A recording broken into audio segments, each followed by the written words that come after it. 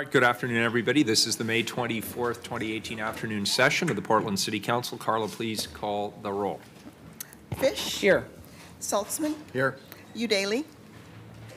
Fritz. Here. Wheeler. Here. Colleagues, pursuant to PCC 3.02.025, Commissioner Udaly is participating by telephone because of illness, and without Commissioner Udaly's participation by telephone, there's not a sufficient number of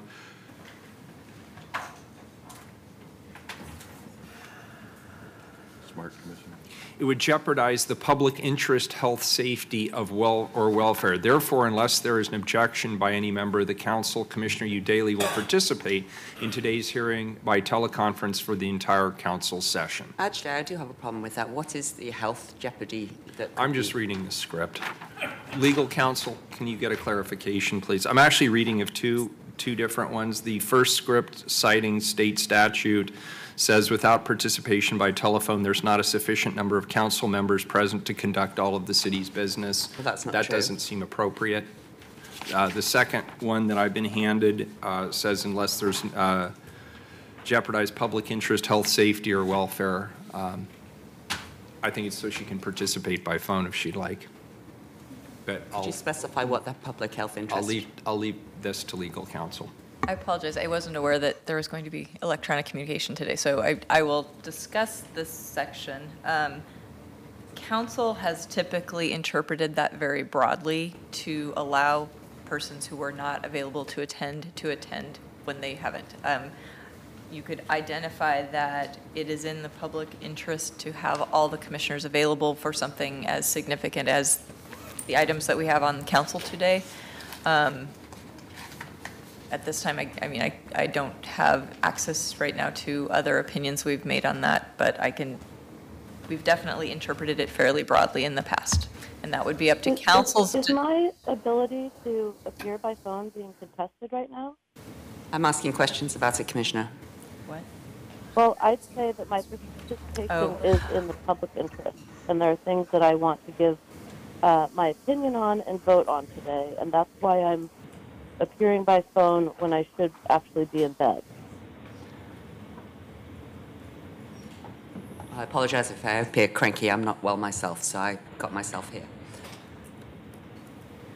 So is there an objection or is there not an objection?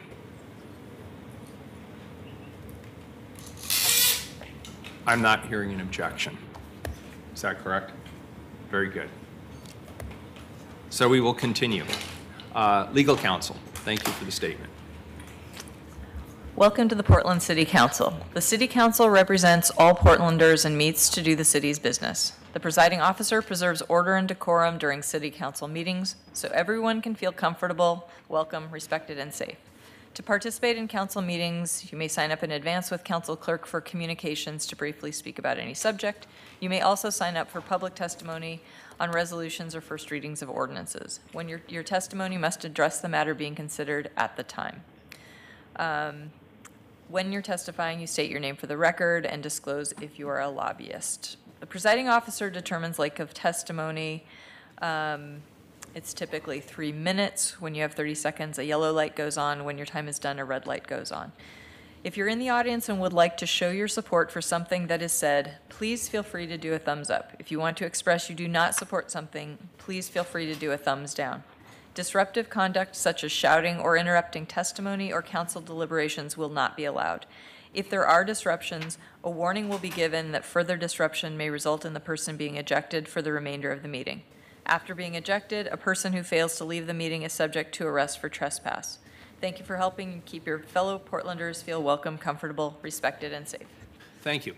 Colleagues, yesterday we had set over item number 508 from the agenda to a 2 p.m. certain item today. Carla, could you please read item 508? Yes. Amend the transportation fee schedule to incorporate the multimodal incentive fees for the pre-approved transportation demand management plan per City Code Chapter 17.107 and exempt affordable dwelling units from the multimodal incentive fee until June 30, 2020. Commissioner Saltzman. Thanks, Mayor. I'll turn it over to staff. Art Pierce, Liz Horman, and Steve Hoyt Macbeth. Good afternoon. Good afternoon. I'm going to provide a quick introduction, and then staff are going to go into more details. So a little bit of context about this specific fee. This was one that was deliberated and adopted in 2016 as part of a broader work on the Transportation System Plan and the Comprehensive Plan, and is specifically trying to help support a healthy ecosystem in our centers and corridors, specifically those mixed-use zones. And this is where we anticipate about 30% of the growth to be coming as we're looking ahead over the next 20 years, and is also areas that we're emphasizing transit service and other amenities to try to make it possible for someone to live without relying heavily on an automobile and to be able to have a lot of transportation options in those areas.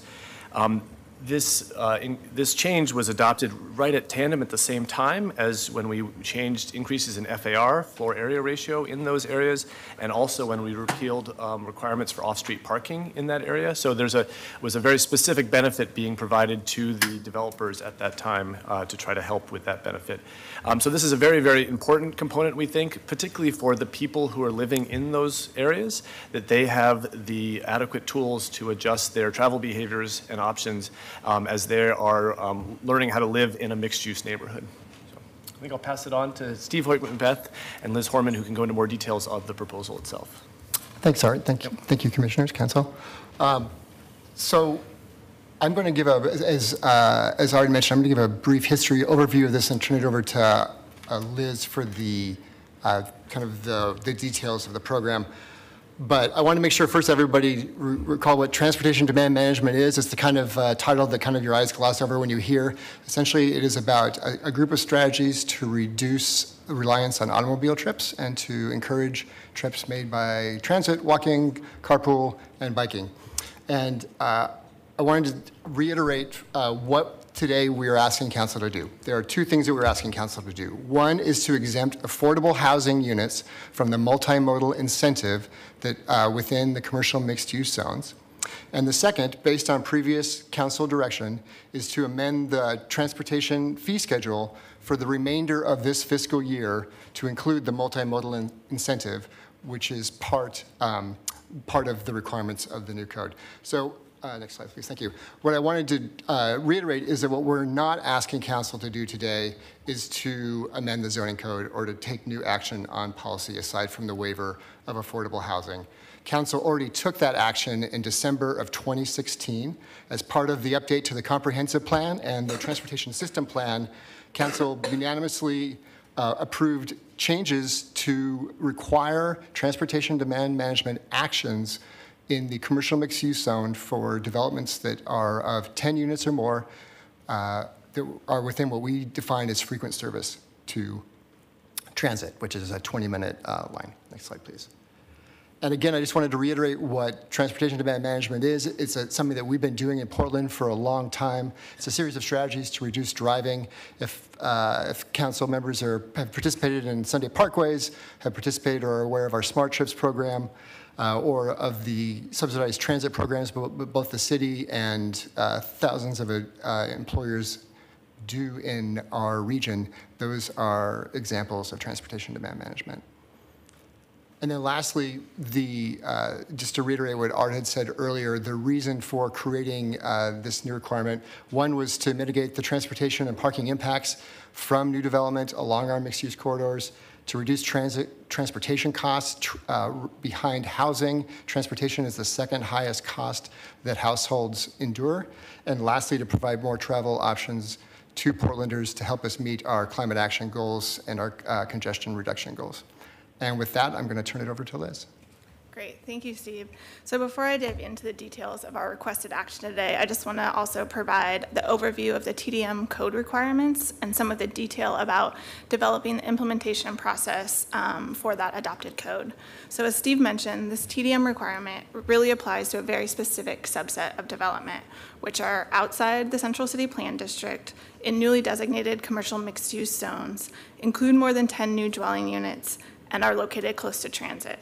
So if a development meets all of those thresholds, then it must have a transportation demand management plan approved prior to the issuance of a building permit. So this map is really to demonstrate where those commercial mixed-use zones are located. So as you can see, that zoning is really concentrated around our main corridors and our commercial centers across the city. The comprehensive plan set the stage for this zoning to have new and denser housing, shops and services that are well served by transit and are easily accessible by walking and bicycling.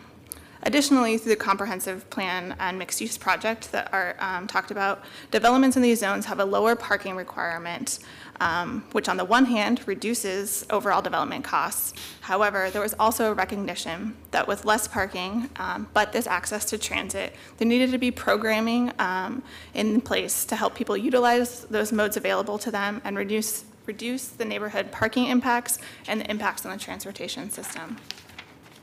So Portland is not leading the way on tying transportation demand management to new development. There are a number of other cities that require some sort of TDM in their development or development review processes. These various ordinances from the other cities can take on many forms, from tying into zoning code requirements to building site approval processes, and are also tied to specific parking requirements for new and existing development. I just want to state my firm objection to the implication that the great city of Portland, Oregon is lagging behind Arlington, Virginia. Can I state that for the record? Definitely. Thank you, Commissioner. But I also want to point out that in addition to these development-related TDM requirements, the cities also have robust employer and employee-focused TDM programs, which Portland does have and is doing a great job on. So while these various TDM programs utilize different leverage points, the programs are able to work in tandem to offer TDM information and incentives to more people, and thus help us move the needle towards our mode split goals, climate change goals, as well as helping mitigate the impact of more people on our transportation system. So in Portland, the zoning code outlines two options for a developer to meet their TDM plan requirement. The first is a custom TDM plan, which is a type 2 land use review process, where a developer must develop their own TDM plan, get it approved through the land use review process, and then are responsible for implementing those approved TDM strategies at occupancy. The second option is a pre-approved TDM plan, which is a much more administrative process. So the developer is subject to a one-time multimodal incentive payment for TDM incentives that will go directly back to the residents of that building that contributed the money. That's really the fee we're going to be talking about. This payment goes towards a package of multimodal incentives for the tenants. This could include value on a hop pass, bike share memberships, car share passes, things like that. Also at occupancy, a developer must allow PBOT to disseminate transportation options information and administer an annual transportation options survey of the building tenants for the first 4 years of occupancy. So it's these code requirements that were approved in 2016 by City Council, and Council subsequently directed PBOT staff to develop the administrative rules and implementation process. So PBOT staff have been working with our other bureaus over the past 8 to 10 months to really work to ensure that permits are reviewed and approved properly and in a timely manner. So at the time of adoption, the code was written that the multimodal financial incentive requirement is equal in value to an annual TriMet pass per unit. That current value is $1,100 per unit. However, as staff worked through and worked with other bureaus in implementation, concerns were raised around the impact of affordable housing. So therefore, we're proposing a separate rate for the multimodal incentive fee for affordable units in the transportation fee schedule, and then to exempt those units from the multimodal incentive fee for 2 years through June 30th, 2020. So again, just to sum up why we're here today and bringing this one piece of the implementation package to you, the current transportation fee schedule does not include the multimodal incentive fee component. So we need to amend that schedule to include the multimodal incentive fees for market rate and affordable units. And then the second component is providing this exemption for affordable units to the multimodal incentive fee element for 2 years through June 30th, 2020. And then finally, we are bringing this as an emergency today because we need this exemption for affordable housing and these lines in the transportation fee schedule to be in place as the comprehensive plan is enacted this afternoon. So again, thank you for your time today. We do have invited testimony, but we can answer any questions now or after that piece.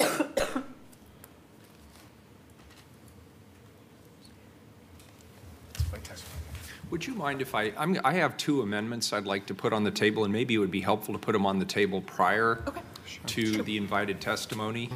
Colleagues, I'd like to put two amendments on the table for your consideration, and I do this acknowledging that a tremendous amount of work has gone into shaping this ordinance long before I even sat here, and I want to be respectful of that. But I put these forward as amendments that I hope you will see as strengthening the commitment around affordable housing. But I'll let the chips fall where the chips might. So the first amendment I'd like to propose would be a section D under the, it'd be section 2D. There is a 2C currently. This would be the addition of a D. And the amendment language would be where exempt dwelling units are within buildings with other dwelling units subject to the multimodal incentive fee, the same multimodal incentives will be offered to all units in the building regardless of which units generated the fee. Any unclaimed or unused incentives will be offered to the exempt unit first, to the exempt units, plural, first. The reason for that, as you know, is the cost to provide the incentive per unit and build into the pro forma of any given development is equivalent to the cost of providing a transit pass for 1 year. That's $1,100. And since the incentive is calculated on a per unit basis, any unclaimed or unused incentives, in my opinion, should first be prioritized and offered to the affordable units. And so that is the spirit in which I offer amendment language D. Second. There is a second. Could I just ask a clarifying question, Commissioner please? Fritz. I don't understand what it means by any unclaimed or unused incentives will be offered to the exempt units first. Does that mean that they only get to have them if the units that paid get first dibs? So the way that the multimodal incentive payment comes in and is collected on a per building basis, so when at occupancy, we'll go out and speak with tenants and the property managers to distribute those multimodal incentives, and so we can prioritize those units right from the get-go. So then don't you want to just say incentives will be offered to the exempt units first? I don't understand why it says unclaimed or unused. I think that's just perhaps with the perception that they might have been tied to the unit, in which they're not. They're by the whole building. So it would be fine to say that they will just be prioritized for those exempted units. I would accept that as a friendly Scribner's addition. Yeah. So deleting any unclaimed or unused, because I think that's confusing. Very good. So there's a motion and a second on that. The second one, colleagues, would be adding amendment language paragraph E immediately following D, obviously. The Portland Bureau of Transportation is directed to report back to the council by September 30th, 2018 with options for how to fund an equivalent level of multimodal incentives for the exempt units for the duration of the exemption period. Funding priority will be given to buildings where all units are exempt. And the purpose for this, colleagues, is that under the current proposal, any affordable unit, 80% MFI or below, that has a covenant with the city around affordability, so 60 or 99 years, is exempt under the ordinance. We want to make sure that we balance the production of the affordable housing without cost burdening our partners with ensuring that tenants of affordable units receive the same transportation benefits as tenants of market rate units. In other words, this is a study, it's geared towards if you think about organizations like REACH, they are currently exempt from this ordinance, so they neither pay the fee nor do they provide the passes. This is simply an ask of the Bureau of Transportation to do a hard look and see if there isn't a way to potentially fund passes for the folks in those buildings where they are exempt but living in affordable units. Second. I'll second. And Commissioner Saltzman seconds that. Thank you. Again, I have a question. Sure. So this only counts where all the units are exempt or where there are more exempt units than non-exempt units, because according to your First Amendment, the exempt units are going to get offered it first. So I'm not quite sure what it means equivalent So level. that would be in a building, however, where the building itself is not exempt, the project is not exempt, whereas in this case, they are completely exempt. And I don't know if staff has anything to add to that. This would be an entirely affordable building that, looking for a funding stream to be able to provide those incentives to the residents of those buildings. So it doesn't, a building that doesn't have any market rate, so yes, 100% affordable units in that development. Well, then it would be more sensible to say fund an equivalent level of incentives for buildings where all the units are exempt. I will accept that language. I have no problems with that. Commissioner Saltzman, are you still okay to Yes. second it with that language correction? Very good. And now you have a panel. Very good. Thank you for your indulgence.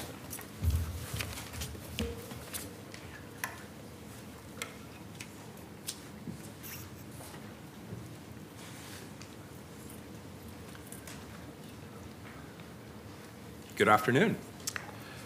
Good afternoon, Mayor, Commissioners. Chris Smith, Vice Chair of the Planning and Sustainability Commission, presenting the Commission's recommendation. So we considered this as part of the TSP and included it in the comp plan as you did. Yeah, I think it's important to establish the context that our comp plan isn't going to work if we're not successful in a significant shift in the modal choices that people in Portland make. You know, if we had a trip generation rate per resident at the same rate we have today in 2035, we're going to be in big trouble. And causing that transition to happen is going to take a lot of tools. It will take infrastructure, it will take new transit services, and it will take programmatic action. So this is one of the programmatic actions, and we felt it was important to root this in the zoning code so that at the time of occupancy, you're incenting the new residents to make changes in their behavior. Honestly, some of us would have preferred if it wasn't just at occupancy, if it was every new resident coming into a building got this kind of package. We don't have the economics to support that yet, but this is an important program, and I'm very much looking forward to you putting it into action. We did not look specifically at the affordability issues that you're talking about today. I would say, of course, the PSC is concerned about the cost of affordable housing, as you are. Would reflect that in some ways the dollar will go further with residents of affordable units because they are in general less likely to own automobiles. They will often also be eligible for TriMet low fare programs, so a transit pass for somebody in an affordable unit on average will probably cost less than a transit pass for somebody in a market rate unit. So appreciate your efforts to extend the benefit everywhere. I think that's important on an equity basis, but also your consciousness of the affordability issues. Thank you. Thank you, sir. Appreciate it. Does that complete your panel? That's a heck of a panel. Thanks, Chris. You're holding down the entire table. That's good work. Do we have public testimony on this item, Carla? I'm sorry, I did not set out a sign-up sheet. Is there anybody here who would like to testify on this item? Could I see a show of hands if anybody is interested? Very good. Is this yes or no in the middle here? That's a no. All right, we're here for the next item. Very good. So Carla, could you please call the roll then on amendment number 1? And just to clarify again, that's the one that will prioritize the unclaimed or the new language that Commissioner Fritz offered, prioritizing the affordable units. Please call the roll. Fish? Aye. Saltzman? Aye. Udaly? Udaly?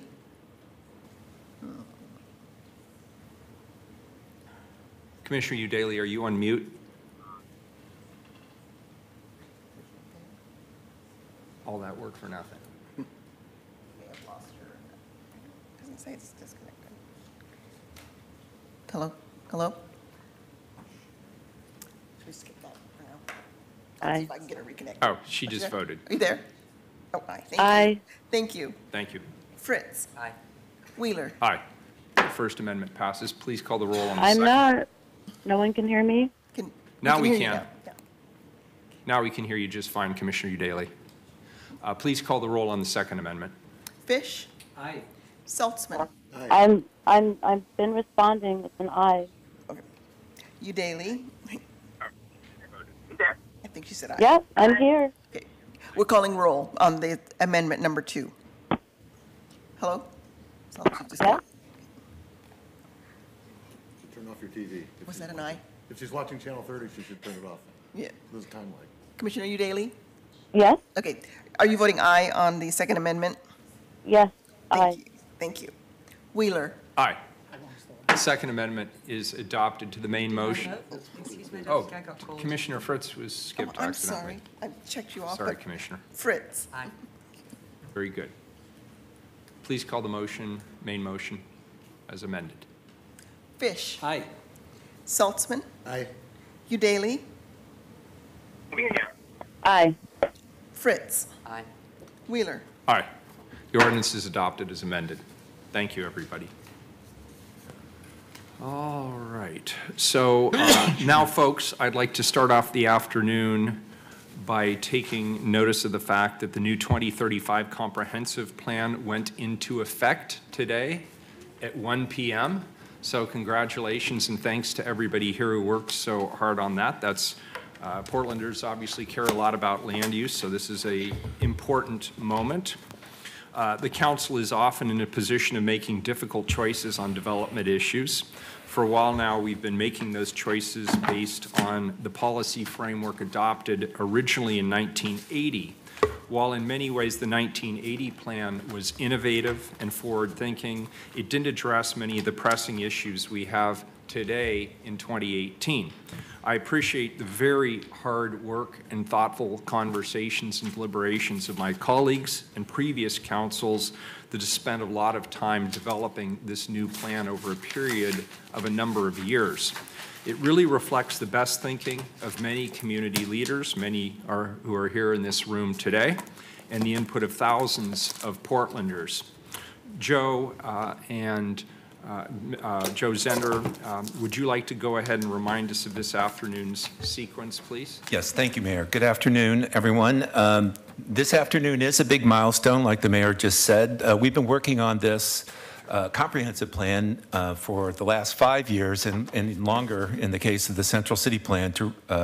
And the we in this case includes city staff and hundreds of others, community members, organizations, businesses, advocates, and others. So today we're taking the final steps to implement the new plan and getting one step closer to finishing the Central City 2035 plan. These plans lay the groundwork for some bold changes in the years to come. Physical changes to the city, better opportunities and outcomes for Portland residents, changes in the way that we do this work, and changes that embody our commitment that was expressed in the Portland Plan to advance equity. So this afternoon, we're going to finalize some actions that implement the new comprehensive plan. These are going to be the first folks to take with using this new plan as of 1 o'clock as the legal basis for our decisions about growth and development. So the three items are first, we're going to hear from Portland Bureau of Transportation and take the final votes on the new transportation system plan.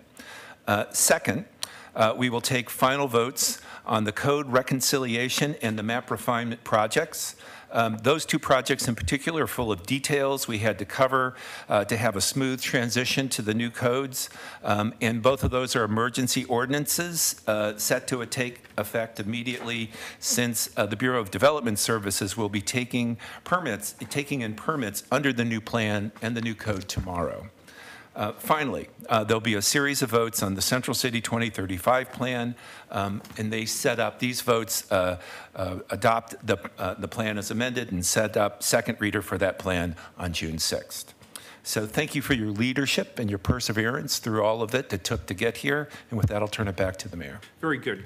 Carla, could you please read the first two TSP items? And after that, Commissioner Saltzman will introduce them. If you could read 521 and 522, please. Yes, 521, amend the transportation system plan consistent with the 2035 comprehensive plan and in compliance with the regional transportation plan, amend River District Master Street Plan, add policies for automated vehicles, adopt findings of compliance, adopt corrections, amend Transportation and Parking Demand Management Code to clarify requirements, and 522, amend the Transportation System Plan to update introduction, modal plans, implementation strategies, and glossary.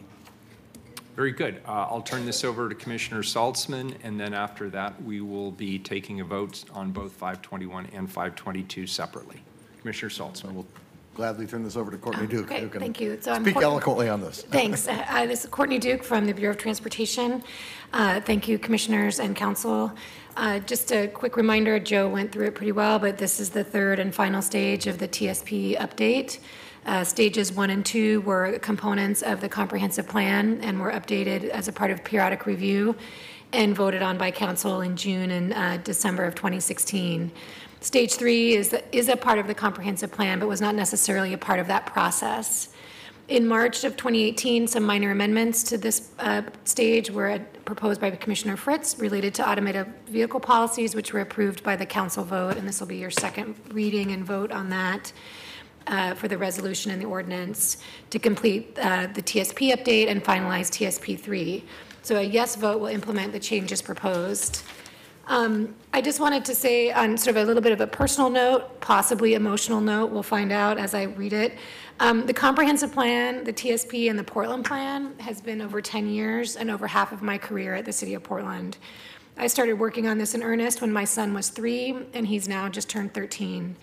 This plan leads the building of the future for him, his cohorts, and his descendants, not just for me, current voters, or current community members.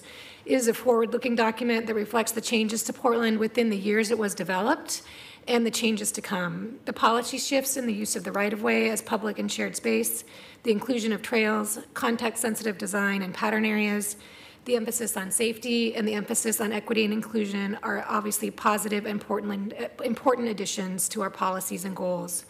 Our commitment and policy changes to include all Portlanders and users of the transportation system in decision-making and in development of policies and projects reflects and celebrates the changes in our city. I look forward to collaborating with my colleagues on the implementation and integration of these policies into PBOT's strategic plan, our work plans, our codes, and our way of thinking. Much of this work will be led and implemented by newer faces than mine at PBOT, colleagues that I am confident will lead the city well and be excellent stewards of the TSP. Thank you. Well said, and thank you for all your work on this. Thanks. Thank you very much. So if there's nothing more, I'll call the roll on item 521. Carla, please call the roll. Fish. Aye. Saltzman. Aye. Udaley. Aye. Fritz. This has been an epic process. Thank you to you and all of your cohorts. Thanks to former Commissioner Steve Novick and Leah Treat and all the work that they've done. And actually a massive number of people throughout the bureaus. It's not just the Transportation Bureau, it really does tie everything together because the streets are our public realm, and I'm very proud of this. Aye. Wheeler. Also proud to vote aye. Aye. The ordinance Great. is adopted. Congratulations. Thank you. Please call the roll on 522, Carla. Fish. Aye. Saltzman. Aye. Udaley. Aye. Fritz. Aye. Wheeler. Aye. Ordinance is adopted. Great. Thank you for your great work. So, Carla, could you please read the code reconciliation items 523 and 524? And after that, Joe will elaborate, or perhaps Eric will. Very good. 523, amend zoning regulations to implement the 2035 comprehensive plan through the code reconciliation project. 524, amend tree, noise, and sign regulations to effectively implement Portland City Code through the code reconciliation project. Good afternoon, Eric. Thank you, Commissioners. Mayor Wheeler. This is the final vote on this item. As an emergency ordinance, it would take effect immediately. The first ordinance amends the zoning code, Title 33, and the second one amends the related other city codes, Titles 11, 18, and 32. The reconciliation project amends city codes to ensure compatibility with zoning code amendments adopted in December 2016 to implement the 2035 comprehensive plan. It included many technical amendments to correct code references. It clarifies a number of things in response to BDS questions that have come up as we've been training staff to implement the new codes. The most significant element probably was to reconcile the new mixed-use zoning designations and several plan districts with the inclusionary housing codes. The item that got the most testimony, as you recall, was a suggestion to simplify the code by removing the buffer overlay, which we withdrew that amendment in response to testimony generated. You held a public hearing on this project on March 21st, and you discussed it subsequently in April, and including several votes on amendments, which have now been incorporated. You then moved the substitute ordinance to a final reading today. So I believe this is ready for that final vote. And finally, I want to thank the project manager, Barry Manning, who couldn't be here today, who shepherded this process through. Very good. Is there any further discussion? Carla, could you please call the roll on S523, please? Fish. Aye. Saltzman. Aye. Udaly. Aye. Fritz. It's kind of challenging for people at home, I'm sure, to understand exactly how complicated this particular item is, and I very much appreciate Barry Manning's work on it, and I hope we've got everything right. It's likely that there may be a few things we might have to come back and look over again, but I want to thank everybody who participated in this process from the community. They helped catch things and suggest things that have made it better. Thank you very much for your work. Aye. Wheeler. Aye.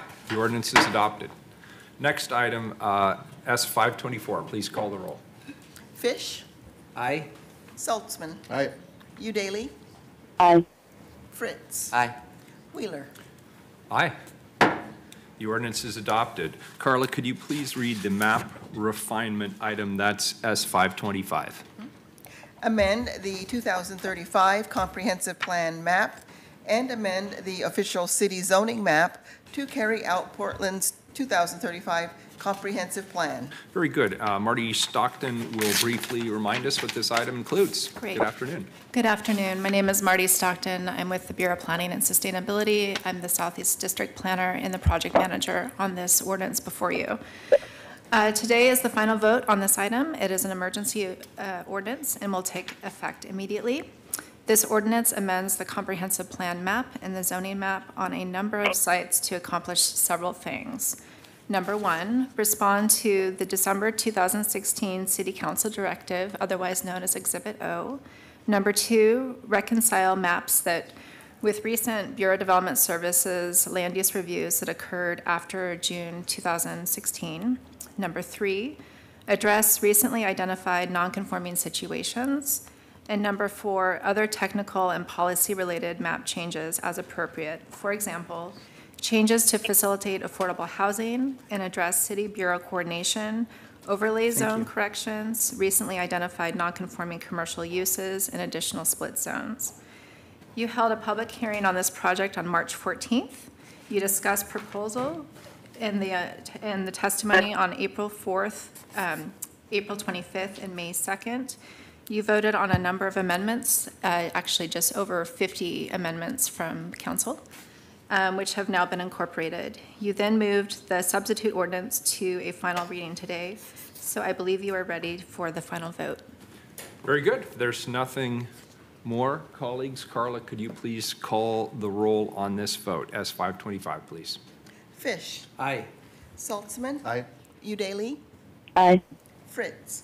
I'm going to reflect like Courtney Duke. It's been a very long time on this. Thank you for all of your work. In fact, it goes back, my participation beyond 10 years ago when I was first on the council, to Mayor Potter and his Community Connect project and all of the things that happened as part of that. So this has been one of the central things that I've worked on in my time on the council with first Mayor Adams, then Mayor Hales, and now Mayor Wheeler. And throughout that discussion, and particularly prompted by the community, affordability and anti-displacement are at the heart of all of these changes, leading to the adoption in June of 2016. With the new comprehensive plan and central city plan, we are allowing for 249,000 additional units of housing in Portland by 2035. According to Metro's regional growth forecast, Portland is expected to add 123,000 households in the next 20 years. So in other words, we have double the capacity that in this new map that Metro assigns to us. Who this housing benefits through what means and ends is the crucial part of this conversation, which we will continue in the context of the residential infill project and on various different development projects. It's essential that we focus our efforts on affordable housing options that and commercial options that serve all Portlanders, particularly those who are low income and at risk of displacement or further displacement, in upholding the policies of a 20-year plan that was, at the very core, a collective labor of love for the city. Thank you very much, Susan Anderson, for seeing this through, and Joe Zender and the excellent team at the Bureau of Planning and Sustainability for providing technical support and expertise throughout the process. The planning staff who work closely with mine include Eric Engstrom, Deborah Stein, who has since retired, Marty Stockton, Nan Stark, all of the district liaisons, and Barry Manning. Thank you to the members of the Planning and Sustainability Commission who did a lot of the hard work, dozens and dozens and dozens of hours of weeding through community testimony so that things that came to us were well vetted already. Lauren King, Lindley Reese, and now retired City Attorney Catherine Beaumont, thank you for your work. My staff in particular, Claire Adamsick, Pooja Bhatt, Tim Crail, as well as my former Chief of Staff, Tom Bizot. And finally, thank you to the 10,000 plus community members who gave your blood, sweat and tears on committees, at workshops, at hearings, in every iteration of this plan as it came together. It's better because of the participation of the community of Portland, and that's what we mean by a comprehensive plan. This is a landmark. It's not just a land use plan. It's not just a transportation plan. This is a plan for Portland. It includes things that were in the Portland plan, that are in the Portland plan, like health and education and placemaking, and things beyond what we might normally think of as in the realm of planning and zoning. So it's truly a remarkable feat that we've managed to get through it all, helping each other out, and thank you very, very much to everybody who's been involved. Aye. Wheeler. This is a national model made better. And as Commissioner Fritz indicated, this has spanned over many years, 3 mayoral administrations. I'm certainly honored to have participated for the last 16 months and helped contribute my bit part to this.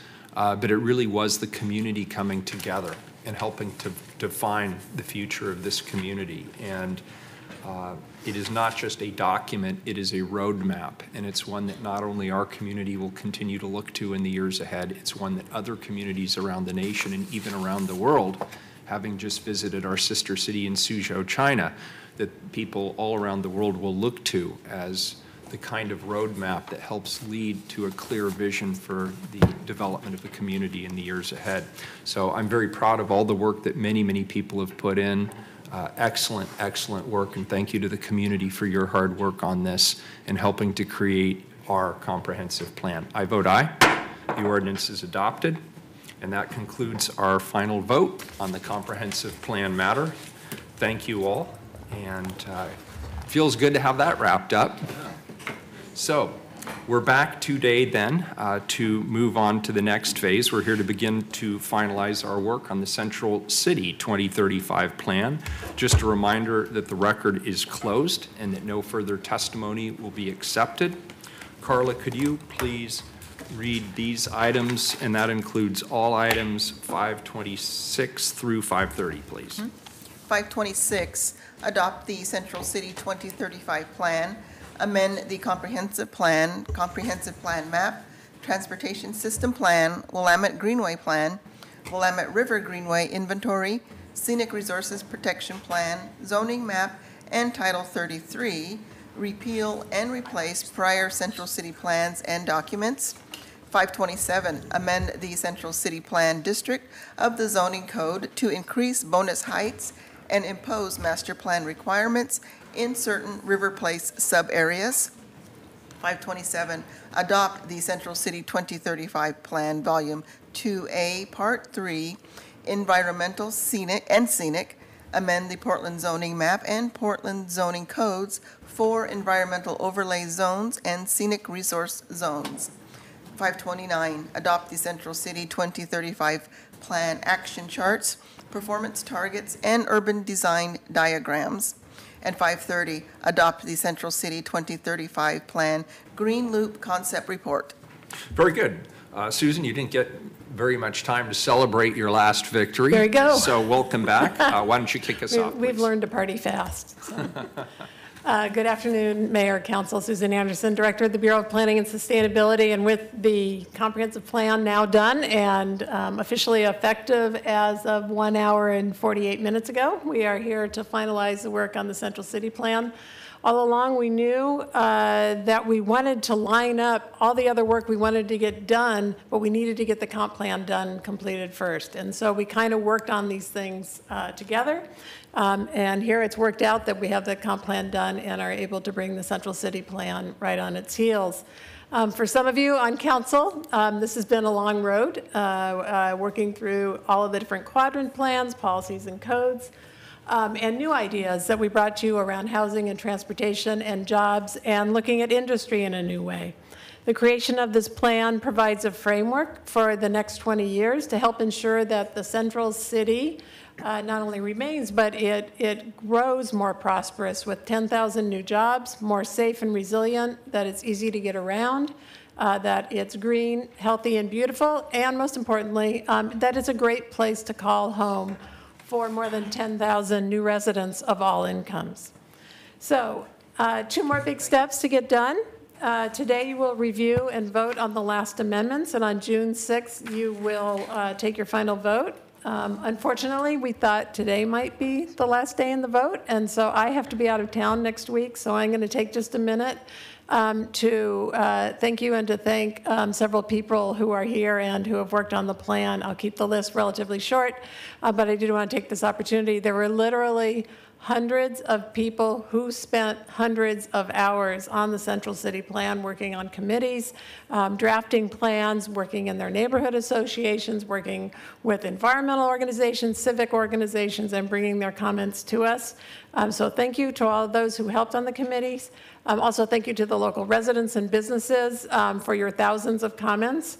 Thank you to council for your leadership, and also to Mayor Sam Adams, who sort of started this process, and to Mayor Hales for continuing it. And thank you to the Planning and Sustainability Commission, especially the chairs of those commission. And I say chairs because we went through 3 chairs during this process.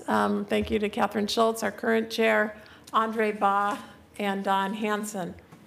Thank you to my fellow bureau directors, Leah Treat, Kimberly Branham, Mike Abate, Mike Jordan, Rebecca Esau, and their staff, some of whom are here, and lots of other bureau directors. This is not just BPS's plan, this is the city's plan, and it'll be the framework for much of the work that goes on in all of the bureaus. And last but most importantly, I want to thank my staff. As you all know, I'm going to leave this job in the fall, and it's a hard job to leave because of the amazing staff, creative, talented, hardworking, knowledgeable, credible, very tenacious, and it will be hard to leave. I do want to thank 8 or 10 special people who worked specifically on the Central City Plan. First of all, the planning manager for all of this effort, Sally Edmonds, who often quietly and almost behind the scenes makes it all work, and then it just comes together. So appreciate her. Rachel Hoy, Mindy Brooks, Troy Doss, Nicholas Starren, Mark Raggett, Debbie Bischoff, and Shannon Buono, and many others in my office and in the other offices around the city. And most importantly, I want to thank my colleague and friend, Joe Zender. You know, over the past 9 years, when we started working together, when we created the Bureau of Planning and Sustainability, Joe and I, and Eric, and Deborah, and Michael Armstrong, we've all really kind of mentored each other. We brought very different skills to the table and a lot of different knowledge, and I think this plan really reflects that. So great results. So I'd like you all, if you would, to give my staff a round of applause. Absolutely. Susan, can I just also acknowledge that anybody that has been watching the formal side of our process, which is council hearings and seeing all the technical things that we deal with on a regular basis, anyone watching that would think that that's a full-time job for the staff that you've just identified. But I also want to acknowledge that each of us on this panel have different levels of experience and understanding of the very complicated issues that we've been dealing with, which means we have all been getting briefings in addition to these council proceedings. We've been getting briefings in our offices from key staff people at every juncture of the way. I'd hate to add up all the time that has consumed of your staff. But it has allowed us to participate more deeply in this process and hopefully more thoughtfully. So I just also want to add my thanks for all the extra work that your team does in getting us up to speed on these issues so that we have these, what I think have been pretty high-functioning council proceedings. Great, thank you. It's time to get this done, so back to the mayor and Sally. Well, thank you again, Susan, and thank you for your incredible leadership. And of course, congratulations to you and your team, and we look forward to continuing to hear great things from you in the future, of course. So now we'll move on to the business of the day. Sally, do you want to go ahead and introduce today's session, please? Yes, thank you very much. So as Susan said, we're taking the final steps to prepare for our June 6th vote. I want to point out that the Central City 2035 record is in the room, and I think it's probably upstairs there. There's 25 boxes or so. I want to direct your attention to a revised memo that I believe Carla just distributed to you. There's a couple of things that we've added to that, so we'll want to take a look at that. In particular, there's a new amendment on page 5, and then we revised a map to put the names of the streets were not properly named, so that's in there too. Since we saw you last in April, we've been preparing a set of revised recommended drafts based on the actions that you took at our many meetings. And so much of what you'll do today is to move, second, and vote on amended and substitute ordinances, resolutions, and exhibits. We also split the main ordinance into 2 parts to allow Commissioner Salzman to vote on the main ordinance, and so he wouldn't have to vote on, he could recuse himself from the River Place ordinance. But as we prepared the final package, we did identify a few things that need changing. So we have a few minor amendments that are in the memo that I just distributed. And also, since last time we met, Commissioner Salzman developed one final major amendment that he'd like council to consider, so we'll get to that a little bit later. So then on June 6th, you'll take the final vote. We had also planned to have you adopt some administrative rules right after your final vote, but since the rules are so technical and detailed, such as which bird-safe frittering pattern might be acceptable, we found another path forward and added a directive to the main ordinance to provide BPS with the authority to adopt administrative rules for both bird-safe and low-carbon. And we'll begin that process as soon as council takes its final vote. And we'll report back to council staff with the results there. Very good. So this makes a lot of sense, and thank you for saving us for having to take up a detailed and lengthy debate on window fritting patterns. And I also want to acknowledge the work that Bureau of Environmental Services did with the Audubon Society to produce a draft of what I believe to be the first bird-safe administrative rule of its kind in the entire country. And so that's our understanding, yeah. And so that is buried in here as well, and I want to acknowledge that. So, okay, the first item of business is on 526. Mayor, I just have one Commissioner question. Fish. Sally, we're not taking testimony today. That's correct. So when you identify something we're going to vote on as a minor or technical amendment or amendment package, what we can assume, at least with respect to these issues, is that we've not received any commentary from the public that's opposed to the action we're taking. Is that fair? That's correct. These are truly errors that we found. For example, in one case, we found that you had adopted an additional map that you didn't need to adopt, so we're removing that map. A couple of other cases, there were a few missing words that were in an earlier draft and were not carried over into, okay. Yeah.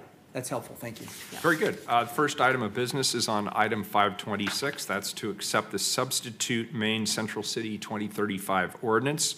I move to accept the substitute Maine Central City 2035 ordinance. Second. And all the associated exhibits as described in attachment B on the May 24th BPS memorandum. I have a second from Commissioner Fish. Is there any further discussion on these items? There being none, Carla, could you please call the roll on the vote to accept the substitute ordinance and exhibits? Fish. Aye. Saltzman. Aye. Udaly. Aye. Fritz. Aye. Wheeler. Aye. Substitute ordinance and exhibits are approved. Next up are additional amendments to the substitute main ordinance on item 526. Rachel, do you want to get us started? Or is Yes, Rachel's not here at the moment. So as I said, next we have a few minor and technical amendments that we found through the course of preparing the draft and think you could move as a package. If there are any you'd like to know more about, we would be happy to go over them. I move them as a package. Second.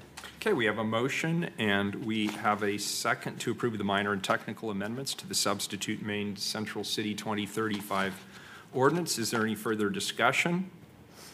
There being none, Carla, could you please call the roll on the minor and the technical amendments? Fish. Aye. Saltzman. Aye. Udaly. Aye. Fritz. Thanks again to staff and to Claire in my office for going through these with a fine-tooth comb. Aye. Wheeler. Aye. Motion carries. Next, we have a major amendment to the amended substitute ordinance for item 526. Commissioner Saltzman, I believe this is your amendment. Do you have a motion to make? Yes, I do. I move to adopt the new Chinatown, Japantown amendment as written in Attachment A, Part 2 of Map 24, of the Map 24 BPS memo. And this amendment increases the bonus height on the western half of Block 33 to 200 feet. The base height remains at 125 feet for the full block. The affordable housing bonus is required to be used if the bonus height is used. It also increases the base floor area ratio to 9:1 on the full block if all floors above the ground floor on the western one half of the block are in a residential use. This amendment also increases the base height on the 4 northern blocks of the new Chinatown, Japantown Historic District to 200 feet, which is still a reduction to height on these blocks that exist today. And I'm offering these amendments because I do believe, when I offered this, whenever I offered it before, that the couple things. One is that what sways me to go from 160 to 200 feet is the extra affordable housing that we will get in on Block 33. And finally, I just believe, we need to infuse Old Town Japantown with activity, and there is none there now. We need people that live there as well as work there, and it needs help, and I believe these amendments will do that. So I will second this. I was persuaded the last time. I like the fact that this not only includes Block 33, but also blocks to the north for consistency. It addresses the height, the FAR, and the need for housing. I presume there will be discussion on this item. I'd like to just... Commissioner Fritz. So thank you to everybody who came here today. Commissioner Daly, you can't see there's more than a dozen people here who have signs saying things like quality for Old Town. BPS got it right, 160 is the max, keep the sun shining on Lansu Garden, shade, preserve our history. The one that speaks to me most is another albina, question mark, exclamation mark. And I think this is a serious mistake that is going to repeat the mistakes that previous councils made in Albina, destroying a historic district and in destroying a cultural district. This is the only cultural district, historic district that is specific to cultural communities in Portland. This amendment is opposed by the Old Town Chinatown Association, who previously supported the Block 33. They are greatly concerned about the impact on the Lansu Chinese Garden, which was developed by the city, is our main asset, one of the main assets in the city, and this proposal is going to completely shade and destroy the atmosphere around it. It also will take out half of the historic district. Half of the historic district. It's a small historic district to start off with. It's now going to be just 4 blocks, and that isn't viable. I'd like to read, because it reflects what I think, that This is an input from Terry Chung, the Portland Chinatown History Foundation Board Chair and past Chair of the Old Town Community Association. The new proposal to rezone 4 blocks of the district is no longer a death of the district by 1,000 cuts, but is now taking the sword and cutting the body in half. When it was presented by the developer that Block 33's increase in heights would not endanger the historic district, what will the removal of 4 of the 8 blocks in the district do, if not lead to delist the historic status of the district? The removal of Portland's only recognized cultural district is a blow to the historic significance that Portland's ethnic minorities have played in the establishment of cultural enclaves in the city of Portland. We have lost the original Italian neighborhood, the Greek neighborhood, the African-American enclaves, the Jewish and the German and the White Russian enclaves. What would be left to make Portland unique? What is it that tourists will want to see when they visit a new city? Not more high-rises or shopping places that replicate what is at home. Portland needs to create a unique brand for itself based on its historic diversity. Please maintain the historic district of the Chinese and the historical presence of the Chinese and Japanese within this cultural boundary. To that end, there now exists within and close to this proximity the Lansu Chinese Gardens, the Oregon Jewish Museum, the Nikkei Legacy Center, the Japanese, a new Portland Chinatown Museum scheduled to open June 7th, NATO Parkway and the Memorial Plaza within the cherry blossom trees. Why does the city not help and encourage the addition of more historic or cultural sites within this district? The African American community would like a site. Encourage the Greek community to have a site. It could easily become a tourist magnet center with the city helping the development of more sites by offering incentives, cultural grants, seismic credits, landmark preservation grants, development grants. Within 5 years, Portland could be drawing tens of thousands of additional tourists and their new dollars for businesses. Please think historic and cultural progress for Portland. This amendment put forward has no guarantee as to what will be developed. Gentrification is what is being promised, but at the expense of the cultural and historical perspective of its residents. And I also want to read some of what Lisa James, the executive director of the Lansu Chinese Garden, which is owned by the city of Portland. I'm writing to you today as your partner, your operator, and your advocate for the Lansu Chinese Garden. This garden is more than a tourist attraction that you own. It is a friendship garden with Suzhou, China, and a statement of historical recognition for the discrimination and inequities suffered by Chinese immigrants in a century in Old Town Chinatown. Why weren't we notified of the amendment today that would add 4 city blocks to yet another height increase for Block 33? These walls of 200-foot towers directly across the street on the west of the garden will undeniably have a detrimental impact on our long-term viability and on our legitimate biological collection. This rushed spot zoning is disingenuous to all of the community planning that went into the design guidelines recently approved by Council, which, by the way, cost the city $175,000 to develop the design guidelines. We entertain visitors from Seattle, Missouri, Texas, and anywhere else that has been striving for more than a decade to build something compatible. Tomorrow, we entertain visitors again from the famous Huntington Botanical Gardens and Library in Pasadena, who are hiring our Suzhou designers and builders to build something similar. The National Arboretum has worked for more than a decade to build what we have, but this and its care and maintenance are issues for another discussion on another day. Daily, we have been trying to work with the developers. We, above possibly anyone else, want a thoughtful process to redevelop the neighborhood, and we are currently poised to participate on a grand scale to address more than decades of planning for a needed world-class cultural and heritage center. We have endeavored not only to meet and exceed the expectations of us as your partner and operator, but to assume your responsibilities for major capital repairs, because we are dedicated to such a high degree to the preservation and mission of Lansu. We hope you will rethink this rushed process. And then finally, I want to read from Helen Ying, the chair of the Old Town Chinatown Association. At this time, we cannot support the blanket amendment for the 4 northern blocks of New Chinatown, Japantown Historic District that is proposed this Thursday.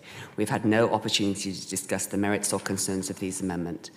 We have not learned of any planning developments in the other blocks being considered and have not had the opportunity to examine the impacts of the additional height on those blocks in the neighborhood. We have a very unique neighborhood with respect to cultural and historical aspects. Therefore, we do not subscribe to the fairness premise discussed by Council and the Bureau of Planning and Sustainability. In this district, each block should be evaluated uniquely with careful consideration of these matters. Of most impact is any impact on the Lansude Garden, the protection of which may not be adequately addressed in the current or proposed zoning code. Therefore, our support for the height and density increase is only for Block 33 at this time. Now, knowing that 3 of the council have decided to approve this, I looked into, can we do something in the zoning code to protect the Lansude Chinese Garden, and I believe the answer is no. When we're talking about affordable housing, we're going to get affordable housing if there is residential development anyway. And what Old Town Chinatown Community Association has been on record as saying that they don't need more affordable housing, they need more market-rate housing and people coming to live there with a diversity of income. This change is against policies which we've just adopted in the Comprehensive Plan and Central City Plan. Policy 4.48 encourages development that fills in vacant and underutilized gaps within the established urban factory while preserving and complementing historic resources. And Policy 4.49 says refine base zoning in historic districts to take into account the character of the historic districts in this historic resources in the district. This amendment is in direct conflict with these policies. If the district's northern blocks are given 200 feet height for base height, it would create an incentive for demolition of smaller contributing properties in the 10-block New Japantown Historic District, and will put the district at risk for being delisted when these contributing properties are gone. We have heard from historic preservation advocates and members of the Old Town Chinatown Community Association that increasing the height on 40% of the district, 50% with Block 33, without any consultation with the district is unacceptable. And we will be putting at risk the health and success of Lansude Chinese Garden. The property on Block 26 to the west of the garden is not subject to the shadow study standard that is intending to ensure that parks and open spaces are not negatively impacted by reducing access to light and warmth. Block 26 is not subject to the shadow study standard as it is not eligible for bonus height. And to that end, and actually it's even beyond that with the increase in the floor area ratio, there can be unlimited transfer floor area ratio from the historic properties, which I believe will happen under this amendment. So colleagues, let's not do another Albina. Let's not rush into something because certain developers have asked us to. Why don't we see whether it works to increase the 130, which was the compromise, and now it's being asked to compromise from the compromise, and come back if we don't get the kind of development we want. Commissioner Fish. Yeah, thank you.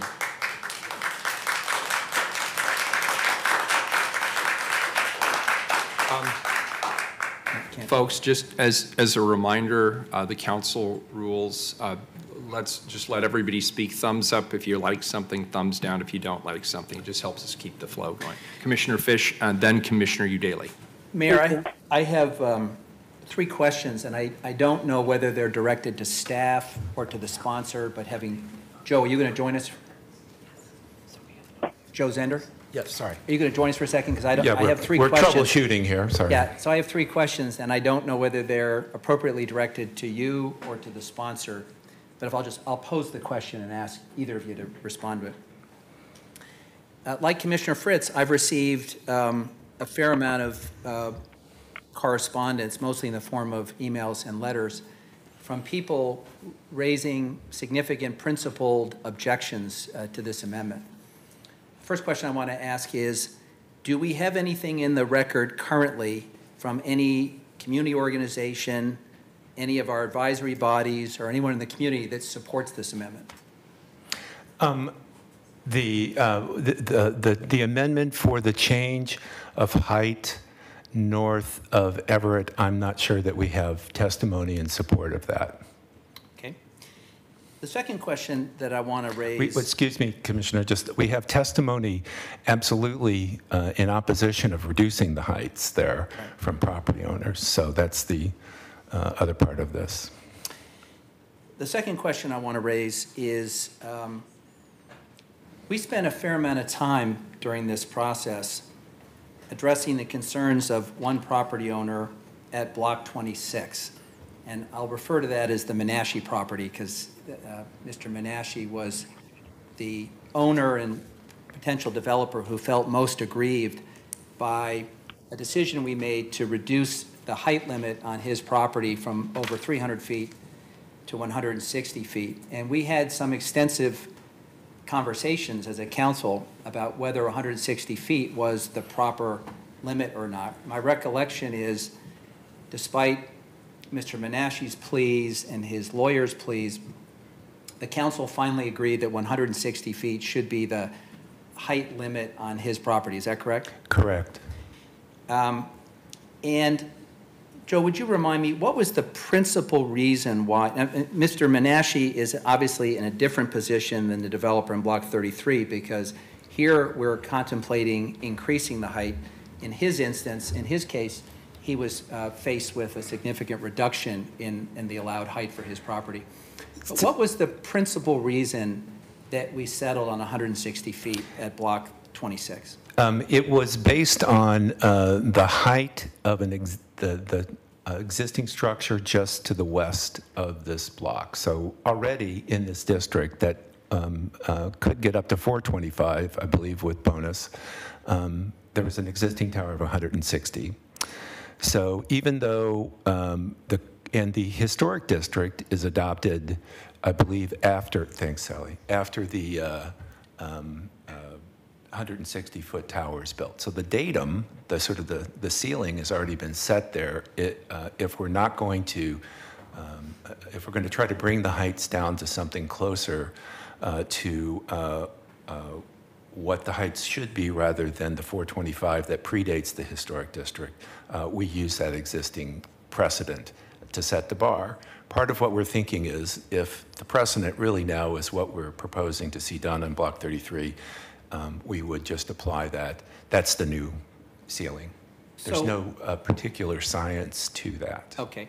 And I guess prior to this hearing, my assumption was if you raise the height, and I think it was the assumption of most of my colleagues after the last hearing, that if you made an adjustment on Block 33, we'd have to, in all fairness, make an adjustment on Block 26. How did that grow to the 4 northern blocks? Why has this expanded to cover more space? You know, one of the principles that we try to build into this kind of allowance decision is treating properties in like situations in a like way. So making the distinction between the other 3 blocks or 4 blocks in that area compared to this one, the Menashe block was what we're calling it. We didn't see a clear case. One could make a policy case for that distinction. We chose to apply it to treat all like blocks in the same way. Okay, and my final question is probably, it may be to the mayor. You know, I was the author of the amendment that now requires that in order to access any bonus, height bonus, the developer must use inclusionary housing. So whatever we decide today, there is now baked into what we've decided a requirement that the height is linked to inclusionary housing. I think that is... On Block 33, that's true. On Block 33. But not on the other locations? On the other locations, it would be base height. So it would not be subject to a bonus? It would be subject, well, they have 9-to-1 floor area, Commissioner. To get to what it would take to build to that height, they're going to need extra floor area. So they do have access, I believe, to the inclusionary housing bonus. They just don't get bonus height. They have base height. Well, so I guess the question that I would ask of the sponsors is, now that we've settled the question that additional height is subject to inclusionary housing, I guess we can argue about whether there are some additional units to be gained between 160 and 200 feet. But I understood the bigger concern coming out of the last hearing was whether 160 feet and the terms we established were sufficient to generate development at that site. And I guess my question is, has the developer informed anyone on council that the current zoning for that site would not be feasible for development? Commissioner Saltzman has said that this change could potentially give us additional housing. I care deeply about housing, and I was the author of the amendment. But what I understood the last time we had this discussion, and this is beginning to feel like Groundhog Day, was that the concern was whether it would be economically viable to develop this site under the terms we set. And my question is, has the developer notified the city that it would not be feasible to develop under the existing zoning? So I will answer that question for my part. I have not had such a conversation with the developer, but that's not my reason for voting for this. And I'm listening to the conversation, and I'm still persuaded. You mentioned the difference between, I mean, we're talking about a 40-foot difference here. We are talking about a practical decrease in the existing heights to the north. And let's not forget what Block 33 is and has been for decades. It's a surface parking lot. This city went to Salem, along with others, for the purpose of declaring surface parking lots to be defined as blight, and therefore something that is not desirable. And so we have waited for decades for there to be development on this site, and we have not seen it. We are now near the end of a development cycle that is broadly accepted. I believe with 200 feet, based on what I understand to be the process, and I'm going to ask a few follow-up questions in a moment, there is not a substantial difference in terms of impact, yet there is potentially a significant difference in terms of affordable housing opportunities, as well as housing generally in this area, where currently people could build higher to the north, and there's nothing built on Block 33. So I want to go through a couple of these because Commissioner Fritz made some very compelling statements, and she read what I thought was some really thoughtful and detailed testimony, but I don't buy a lot of it, and so I guess I want to ask a couple of questions. Could you tell us what the process is if a developer decides they want to develop, let's say, on Block 33? What is the process they go through with regard to historic district, with regard to shading, with regard to land sue and its impact, things like that? Well, on Block 33, what is intended is that it's in the historic district, so it would go through Landmarks Commission review that would review the proposed building in light of both the allowances on the site and the historic district guidelines that were recently adopted and developed and adopted as part of this project.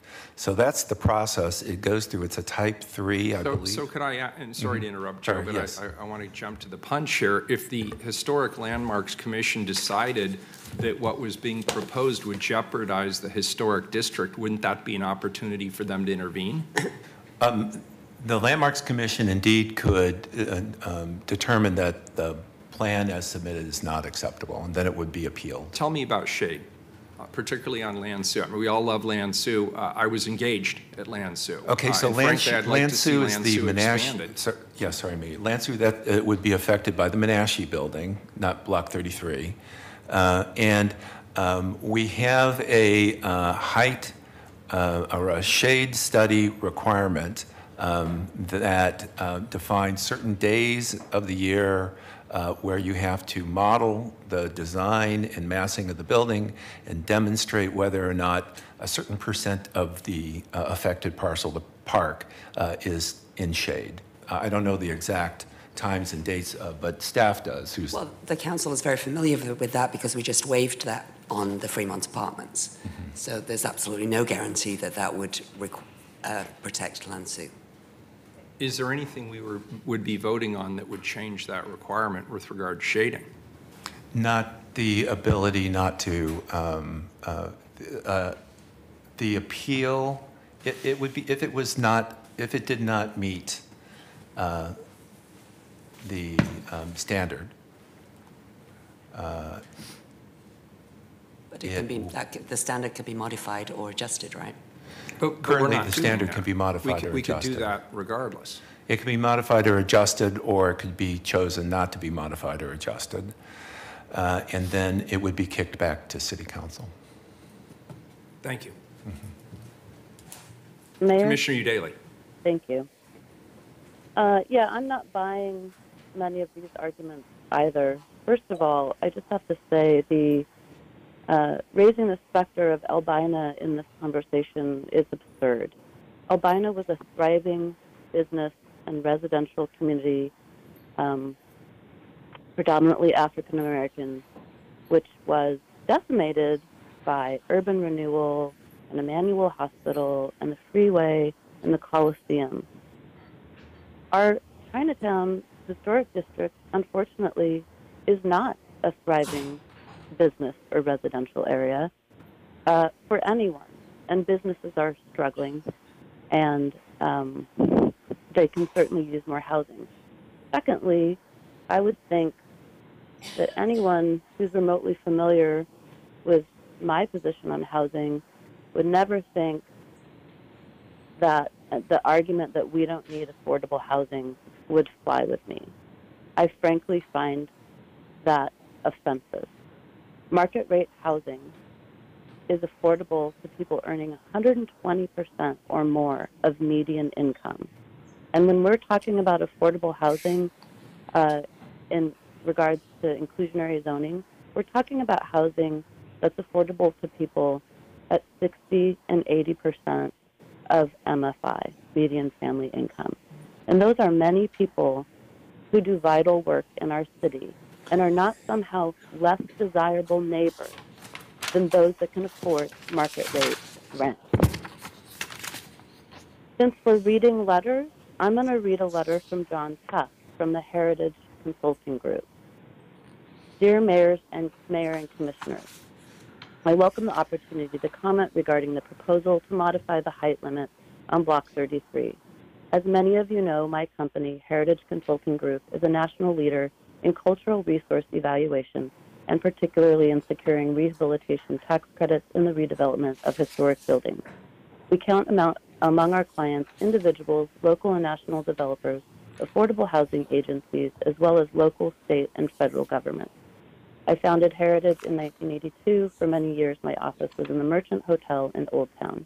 I was fortunate to count Bill Nato and Bing Sheldon as personal friends and have been involved in most major rehabilitation projects in Portland, from City Hall to the Multnomah Hotel, from the Benson House to Montgomery Park. In total, we evaluated thousands of buildings and have listed over 350 properties on the National Register. The discussion before you is an interesting one. The first aspect I would like to comment on is the question of a National Register district being delisted. The menace of delisting is put out there every time there is a major change proposed in a historic district. You will recall that the same people today saying the district will be delisted said the same thing in the Dirty Duck discussion in 2010. To the best of my knowledge, no National Register district in the country has ever been delisted. Though rare, there have been individual properties removed from the National Register. The only automatic removals are those situations where the building is moved or the entire resource is destroyed. I don't think a surface parking lot counts as a historic resource. That's coming from me, not Mr. Tuck. The process to delist is the reverse of the listing process. Someone would need to proactively prepare a nomination that explained why the district no longer warrants historic designation. That nomination would be reviewed and commented on by the Portland Landmarks Commission, by the Oregon State Historic Preservation Office, and the Oregon State Advisory Committee. It would be unheralded for the National Park Service, the State Historic Preservation Office, or the National Trust to undertake such an effort. I also want to remind you that the district was listed for its association with the Japanese and Chinese communities in the city. Unlike an architectural resource, the National Register typically has greater flexibility when a site is important for its associative values. Thus, when the 16-story, 160-foot Pacific Tower apartment was built in 2003, neither the State Historic Preservation Office nor National Park Service felt compelled to question the integrity or viability of the district. I can comfortably say that I have never heard anyone denigrate the historic value of this district because of Pacific Tower. The second aspect that I think is important here is that this development will not involve the demolition or alteration of any historic building in the district. He is specifically referring to Block 33. To be clear, he's not referring to the 3 other blocks. Four. I just wanted to be fair, note that. The property was a surface parking lot at the time the district was created and has remained so for the past 3 decades.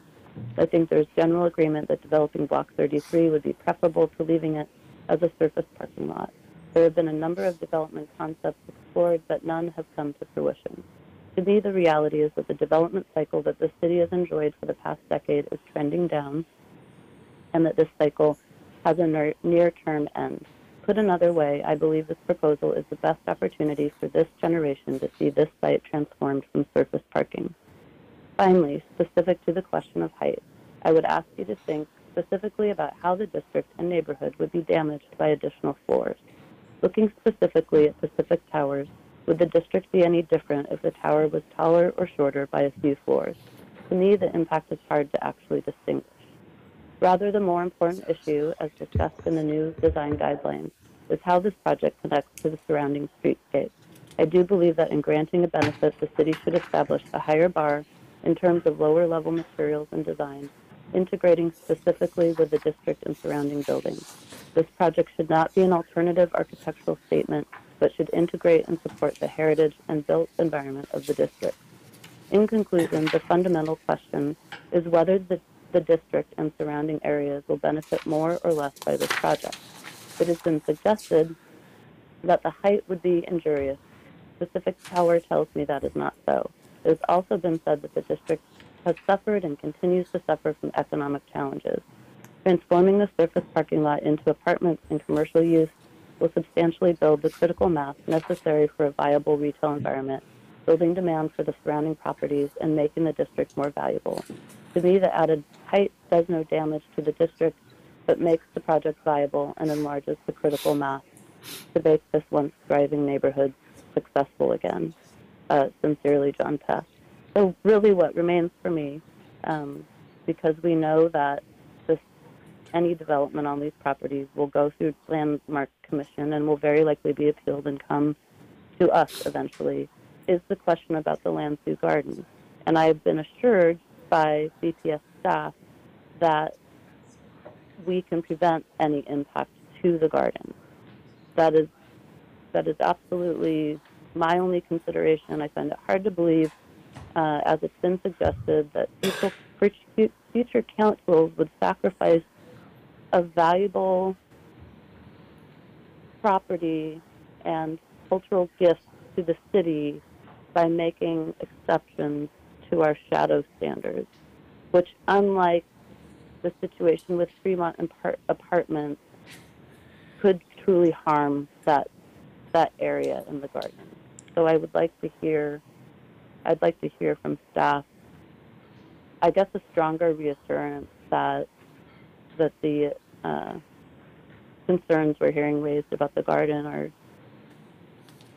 are not credible threats.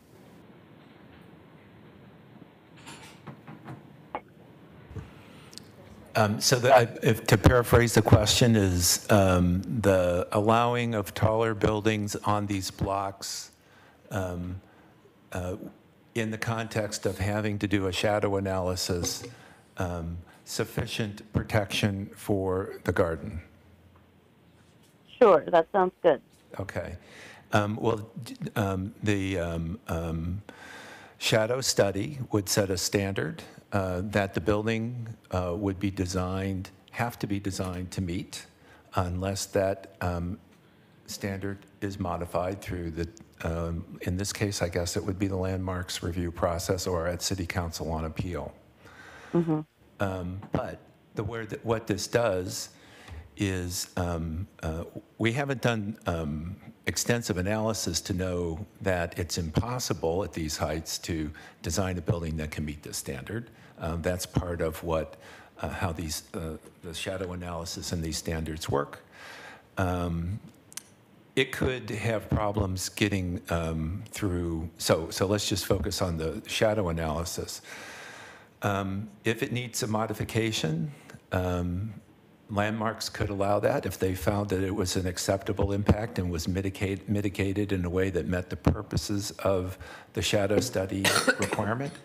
And if it then got appealed to City Council, that decision and evaluation would be put in front of City Council to do. And you all could find, yes, it is an adequate mitigation or acceptable impact, or that no, it's not. We just haven't really designed all the permutations of what these kind of height limits would allow on that site Right. to do that.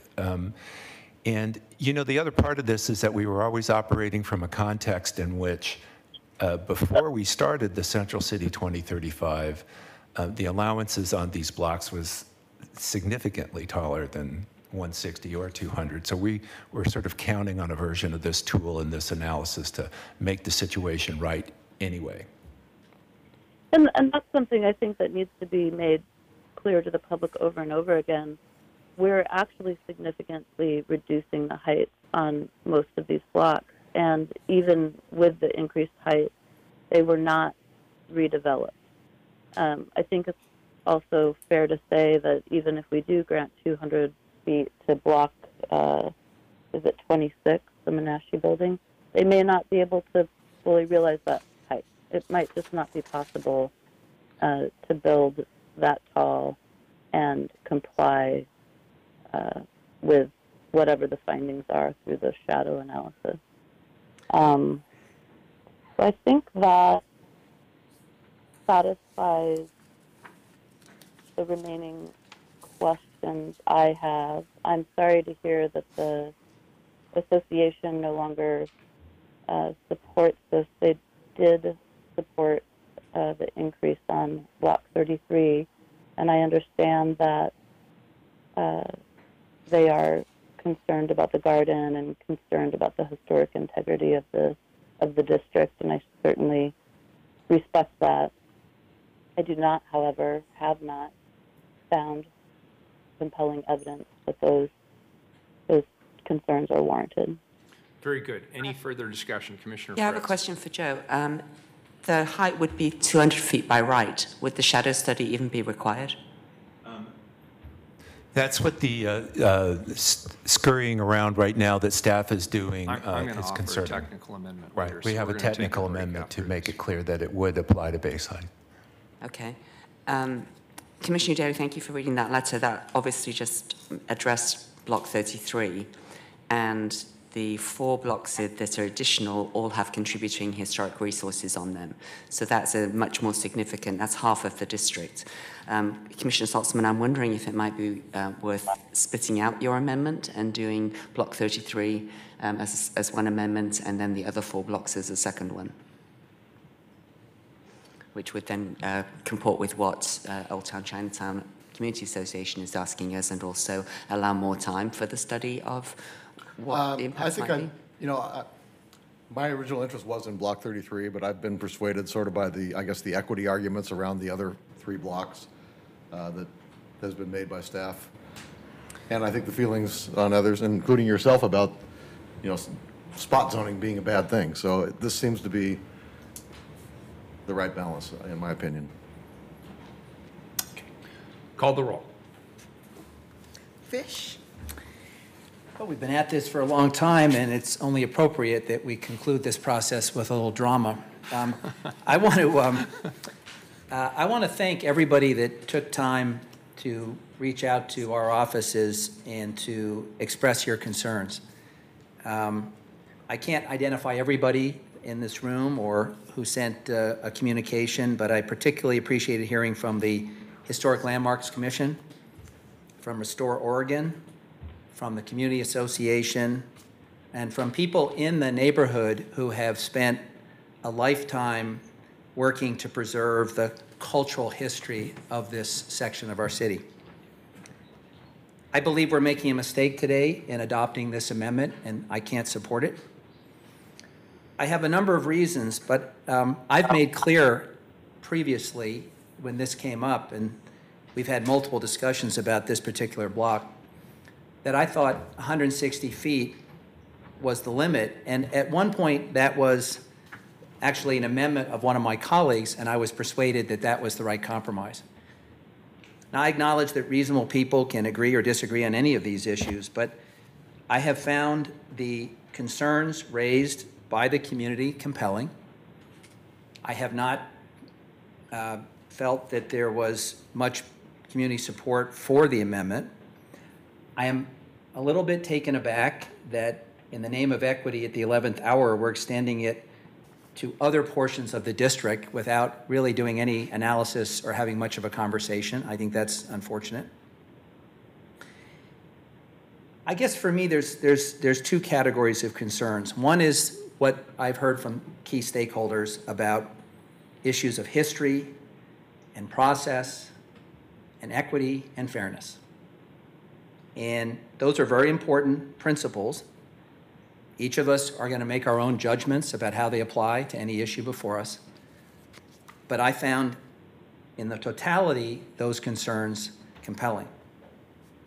And while I appreciate the exchange I had with Joe Zender, who spends a lot of time coaching me on the basics of land use and zoning, I still frankly cannot reconcile the way this council approached Block 26 and then Block 33. And I thought the council was very clear about why they thought 160 feet was appropriate at Block 26. And after all, Mr. Menashe came into this process at the beginning. He had a lawyer advocating for him throughout. He had I thought, particularly compelling claim, since he had owned the property for a long time with a height that was well above where we landed. And yet this council felt that 160 feet under those circumstances was appropriate. This is not even an 11th hour appeal to the council, completely reversed equities, no promise of any future development. The only thing we know for sure is that through this action, this land is going to become substantially more valuable with no promise of any future development. I can't square the two. And because of the limited amount of time we have to evaluate this, I have to go on my instinct. And my instinct says we're making a mistake. While I'm very pleased and grateful that this council has made clear that whatever our decision, any future height increases will be linked to a bonus for affordable housing, and I think that was very important. And frankly, I compliment staff for having crafted that mechanism, because we essentially imported something that didn't really apply to a historic district from outside the district. And so regardless of the outcome of this vote, we have ensured that there will be some affordable housing. I cannot support this amendment, and therefore I vote no. Saltzman? Aye. Udaley? So we really don't have consensus in the neighborhood, with the residents, the community members, the businesses, and even advocates for historic preservation are not in agreement on this item. So it's been a tough job to sort through these issues, and we've spent many hours reading all the testimony, listening to staff and subject matters and members of the community. And to be clear, there are many people, in particular business owners in that neighborhood, that are desperate for change to come in order for it to become a more viable place to live and do business. As I said before, my two primary concerns are the integrity of the historic district status, which is not necessarily at risk, and because any future developments will have to go through landmarks, I feel moderately comfortable with, and any impact on the garden, which I think we all agree we're committed to avoiding, and that may mean the developer doesn't get to take advantage of the full height that we're extending. What we have to consider today is, what does the city need? And the city needs more housing, and the city needs more vibrant neighborhood in Chinatown, Old Town, and the businesses need more people on the street.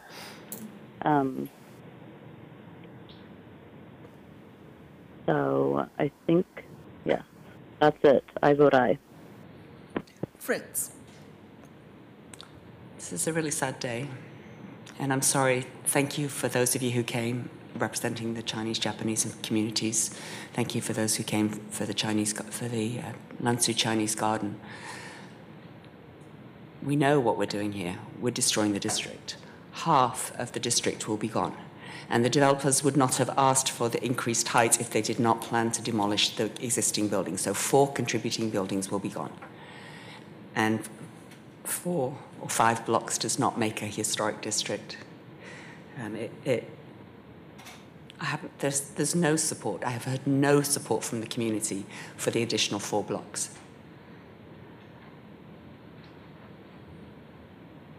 We're supposed to be doing truth in zoning, where people should be able to expect that they can develop something like what the zoning code allows for them to do. And that was one of the reasons that we reduced the height, because the Historic Landmarks Commission told us that it was almost impossible, in fact, impossible to develop at the heights that were previously allowed. So that this whole Central City Plan and the Comprehensive Plan have been looking at, let's be reasonable in our expectations, and that people could reasonably be able to develop in a compatible manner at 200 feet or whatever it's set at. There was a proposal to develop on Block 33 at 125 feet, which was just waiting for this Central City Plan to be adopted because the previous height limit was 100. And that proposal, that was what was all that was necessary. Now suddenly, not only is 125 not big enough, 160 is not big enough, 200 is not big enough. And to add insult to injury, literally, we're destroying the district. And I'm really sorry. Thank you for testifying. Thank you for being here. No. Wheeler. I actually think we're doing the opposite. I think we're vitalizing the district. I want to remind us what we're talking about. We're talking about lowering the height from existing height in part of it, and in the other part, we're talking about a surface parking lot that has been a surface parking lot for many decades, and that the city has been trying to have developed throughout that time, having declared it blight. There are plenty of checks and balances in this process. I've heard lots of prognostications today about how this ruins the district, how this will lead to demolition. How does lowering the height actually further encourage the demolition of a building when the heights are actually being lowered over existing height requirements? We have heard that there is a check and a balance in terms of the shade, and I'm in a few minutes going to offer a technical amendment that will make that crystal clear. Third, the historic district will still have the responsibility to weigh in, and there will still be a public process, and that's the fact. So I actually am proud to support this amendment. I vote aye. The amendment's adopted. Now that we've made that decision, I understand that we need to substitute a new Exhibit A to the substitute main ordinance on item 526 to replace the one that we just accepted. Carla, will you please distribute the new version of substitute Exhibit A findings report? And then, colleagues, I'm going to suggest we vote on this and then take a 10-minute break. Thank you. Mayor, could you tell us again what this is? What the heck is this? I will let staff do that. Sally is eager to tell you all about it. Yes. One moment.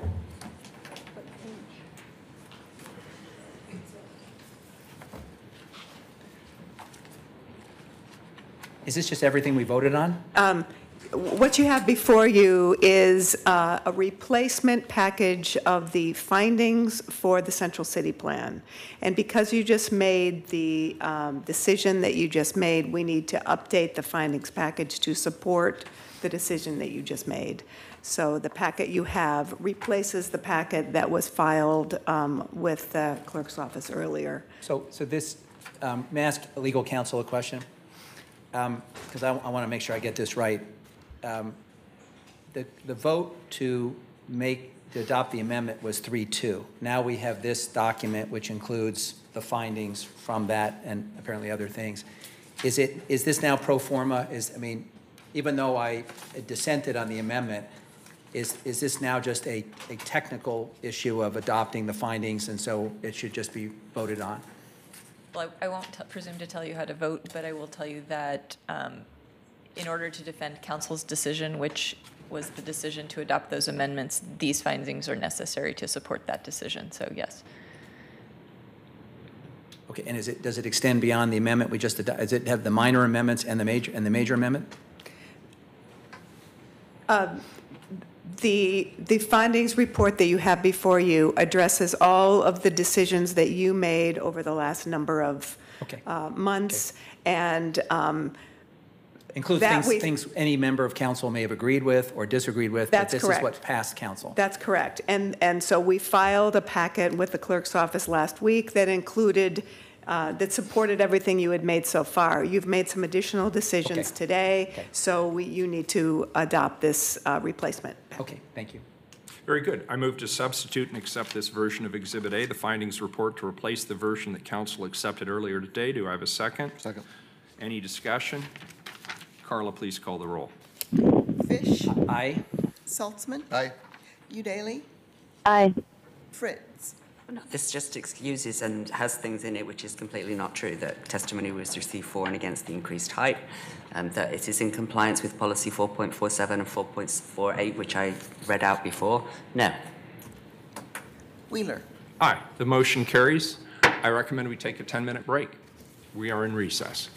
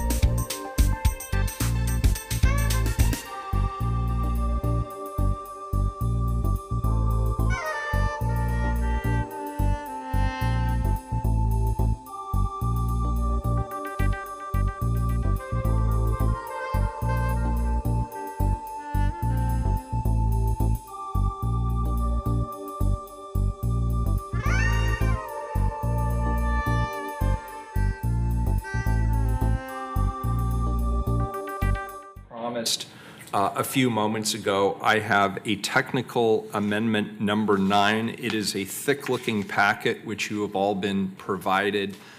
Rachel's going to give us a more technical explanation, but in short, what it does is, per the conversation we had earlier about the blocks in the north end of the district that we were discussing, this will ensure that those blocks are subject to a shadow study.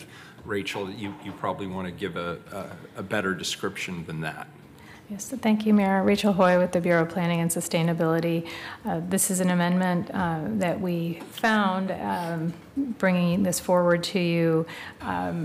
Just a little bit of background. In Central City 2035, we've applied the shadow study requirement to more open spaces and parks around the Central City.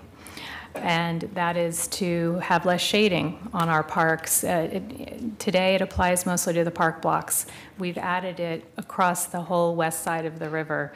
And in doing that, the shadow study has always been tied to bonus height.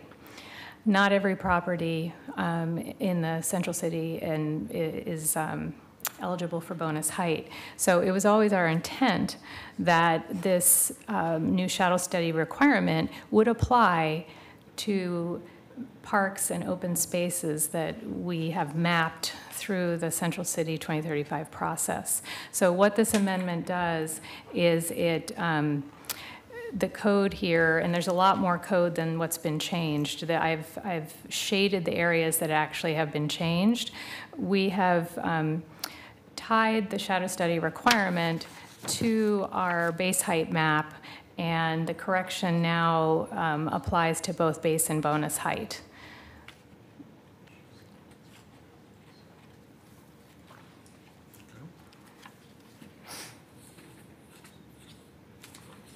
And the other thing that I would just like to add to that is that while you have this section in front of you, base and bonus height, in general, base and bonus heights are not modifiable. The shadow study is a modifiable standard.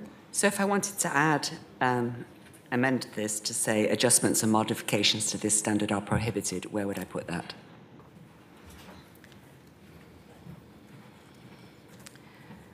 So if you wanted to put that amendment forward specifically, it would be on page 3, letter D, at the end of that standard. So colleagues, in order to be absolutely sure that that future councils are not going to shade the Chinese garden, I would move that we add to D on page 3, adjustments and modifications to this standard are prohibited.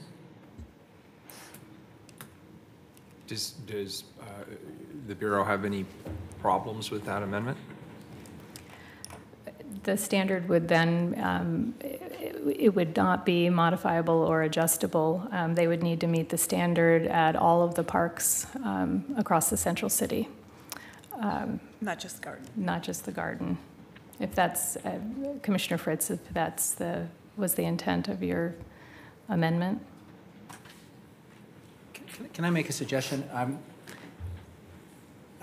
This has been a long week and 2 weeks, and I'm very loath to sign on to something where I don't understand the full implications. It's one of the reasons why I actually voted against an amendment that was offered recently. And I just wonder, in the name of collegial functioning, we can find some way to make what appears to be a fairly routine change, just to kick this to next week, and then we can have regular order. That's addressed to my colleagues, not to staff. I think from time to time we do push things forward, even if we have a disagreement with the matter, just to keep things on track. And I don't have the brain power right now to sort out all the implications of this. It just seems like the matter before us is not a big deal. So sounds good, but I'd like to know if there's implications either from the Bureau or legal counsel. No, I'm suggesting that we keep it clean and not put a prohibition against any amendments or adjustments, because I don't know what that means and under what circumstances that could be triggered. So are you proposing just putting Commissioner Fritz's amendment to next week, or the whole technical amendment package? I'm seeing if we can accept the technical amendment package without that amendment, just so this matter goes to a second reading. I see. Commissioner Fritz? Can it be changed at the second reading? So this is moving to its next reading on June 6th. If it were amended on June 6th, then it would have to be pushed to a further reading, which would push out the effective date. So at this point, it's June 6th so that it can become effective July 9th. Yeah, the challenge, Commissioner, is that I've just received this right now. So I don't even know whether the base amendment So is... I may be completely missing this right now, but do we have the option of setting this over till next week?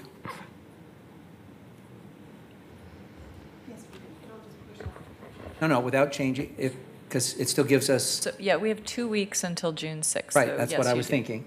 So if we set this over till next week to give Commissioner Fritz a chance to have her concerns addressed, and if she's satisfied, could we then vote on the amendment and still be on track to have the final vote on June 6th? Yeah, that's a good Yes, suggestion. if there is a vote, if there's a vote taken next week, yes. Yeah, Mayor, may I That's suggest very we good. put this on Good for time suggestion. certain next week? Yeah, that's great. And the time certain, Carla, would be It's at 10:15. 10:15? May On 30th. Wednesday. 10:15 a.m., Wednesday, May 30th. City Hall, be there. Technical Amendment 9 and any amendments. And perhaps we could even work those in. And Commissioner, so that it's published, would you mind seconding my proposed amendment so we can discuss it? Happy to. Thank you. Very good. We have a motion from Commissioner Fritz and a second. The amendment is on the table. Very good. Next up is a new ordinance to separate out River Place amendments. Commissioner Saltzman, very good. Next up is a new ordinance. Come back? You got to come back in about 30 seconds. Next up is a new ordinance to separate out the River Place amendments from the substitute main ordinance we just accepted so that Commissioner Saltzman can participate in the vote on the main ordinance. As people are aware, he has recused himself from the discussions around River Place, but would like to participate in the discussions and the vote for the main ordinance. We've already heard testimony on these amendments at a number of previous hearings. Barring any further discussion from council or staff. Excuse me, Mayor. Commissioner Udaley has requested to reconnect. Do I need to read the script again, or is she, we haven't adjourned the meeting, so I assume that's. You do not need to, but that certainly provides the opportunity to address the amendment issue with the map. So you may wish to do that, allow staff to do that. So this is with regard to River Place specifically? Correct. Because in the interest of collegiality, I think we've already put off technical amendment number 9 and any amendments to next week, and I'd like to uphold that commitment that we've made. Before I move this item to second reading on June 6th, there is a technical amendment that staff would like to present. And Commissioner Udaley, this pertains to River Place item 527. Yes, Mayor, we have a amended map 510-4, map 3 of 3, that we need you to move in second. So moved. Second. And what's the change in the map? Oh, it's, One moment, please. okay. I apologize. So this map reflects the shadow study, technical amendment number 9. So what I would suggest you do is pass this to second reading next week on the 30th at 10:15, along with the amendment. The amendment. Okay, so Technical now there are 2 amendments, and is that correct? Okay, so very good. So addendum to the May 24th packet, technical amendment number 9, plus 2 amendments, one from Commissioner Fritz and one a technical amendment pertaining to the map from staff. Those will be moved to next Wednesday, May 30th, time certain, 10:15. Was that correct? Correct. 10:15 a.m., Portland City Hall. So for clarity for Carla, that would be both items 526 and 527. Carla, what would we do without you? What would I do without them? I don't know. What would we do without both of you? It's a virtuous circle of extreme intense knowledge. Very good. And so has this then included the map that you had requested with regard to River Place, or do we also need to put that on the table? That is the, Mayor, that is the same map. Very good. Yes. Very good. So then item 527 passes to second reading. June 6th. May 30th at 10:15. May 30th at 10:15 as well. Thank you. Good. I'm going to just quietly move away from that one now. So item 528 is the environment. Commissioner Saltzman, if you're listening, which he isn't, he's out in the hallway talking to his fans. He can come back in.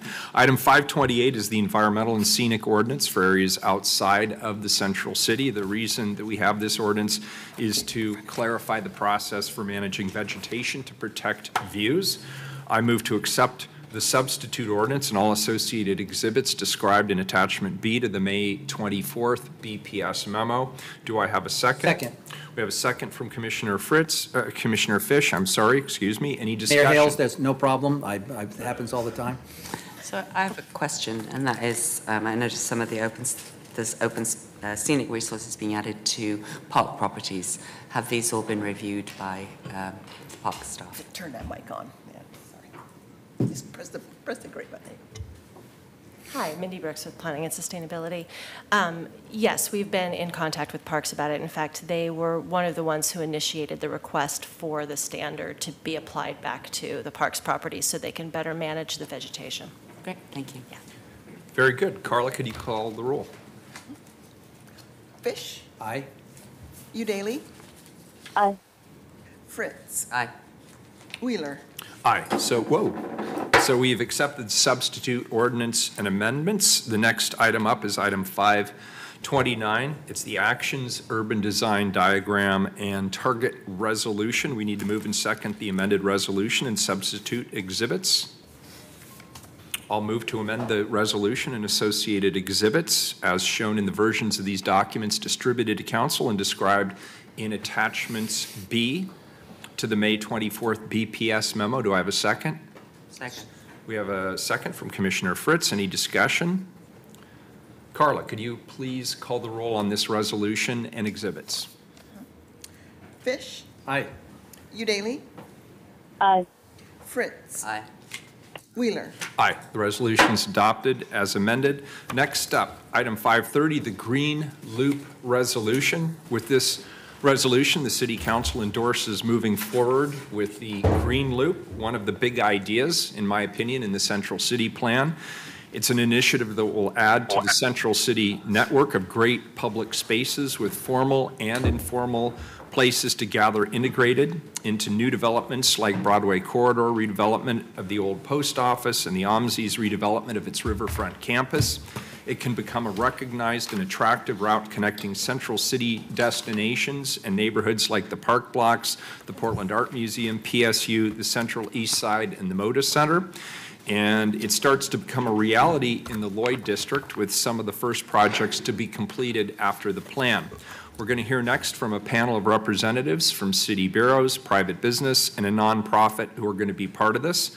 I'd like to welcome Susan Anderson, who we all know as the BPS director, Leah Treat, of course, the PBOT. She is not here. She's being ably substituted in today. We appreciate it.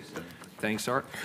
Wade Lang, Vice President and Regional Manager for the American Assets Trust, and Jenny Taylor, the Administrative and Transit Program Manager for Go Lloyd. Good afternoon. Mayor. Thank you. Susan Anderson, Director of the Bureau of Planning and Sustainability. So now that the Central City Plan is almost adopted, we wanted to showcase one of the initiatives, and you'll begin to see things being brought forth to council over the next few months that are represented in the Central City Plan, and this is one of the first initiatives that we wanted to feature. It will tie the Central City together. Early on in the community process, there were many discussions about the idea of a pathway that could link all the disparate parts of the city, the Central City together. It was called the Green Loop. Everything from starting over in the Central East Side at the South Waterfront, past PSU, along the Park Blocks, up to the post office, over the Broadway Bridge, through the Lloyd District, and then back down to the south, back to the Central East Side. And while the loop is about each of these individual places, it's also very much about what I call the spaces in between. These are the spaces, the green spaces, the businesses, the restaurants and stores that are along the route. We will create 6 miles of space as a green ribbon that will weave through the central city for people to meander and walk and bike and shop and eat and work and play through some of the most urban and vibrant parts of the city. We've had many groups and organizations endorse the idea. They're very interested in the idea. Everyone from Travel Portland, PNCA, University of Oregon, PSU, Oregon Walks, American Society of Landscape Architects, Design Week Portland, and many others, both in the private and public sector. It's also really important to note that the Green Loop is not just about the Central City. It's not just a Central City initiative. The new comp plan calls for a citywide system of greenways. I should say the new comp plan that was effective today at 1 p.m. It's a web. This whole system would be a web of loops and pathways to link neighborhoods, employment, parks, and open spaces together. The idea is catching on. Lentz Green Ring is pushing forward. In fact, in a couple of weeks, city staff will join Green Lentz on June 2nd for a community forum on the Lentz Green Ring to nurture that vision. So today, as the mayor mentioned, we wanted to focus on a segment of the Green Loop where we think the first projects are likely to happen, and that's at the Rose Quarter and Lloyd District. There's already investments that are planned for that area, such as the Sullivan's Crossing pedestrian and bike bridge across I-84. Potential partners such as Go Lloyd and the Albina Vision Trust and others make this a really strong candidate as a place to start. We have a few partners here today that want to provide their perspective, and then Art Pierce will talk a little bit about why this is important to PBOT. And he may touch on this, but just in case, the Green Loop, I wanted everyone to know, is going to be open on a trial basis for one day only on July 22nd, and that's when Sunday Parkways will weave through the central city on the future Green Loop route. I'll turn it over to Art and then our two members of the panel from the public. Thank you.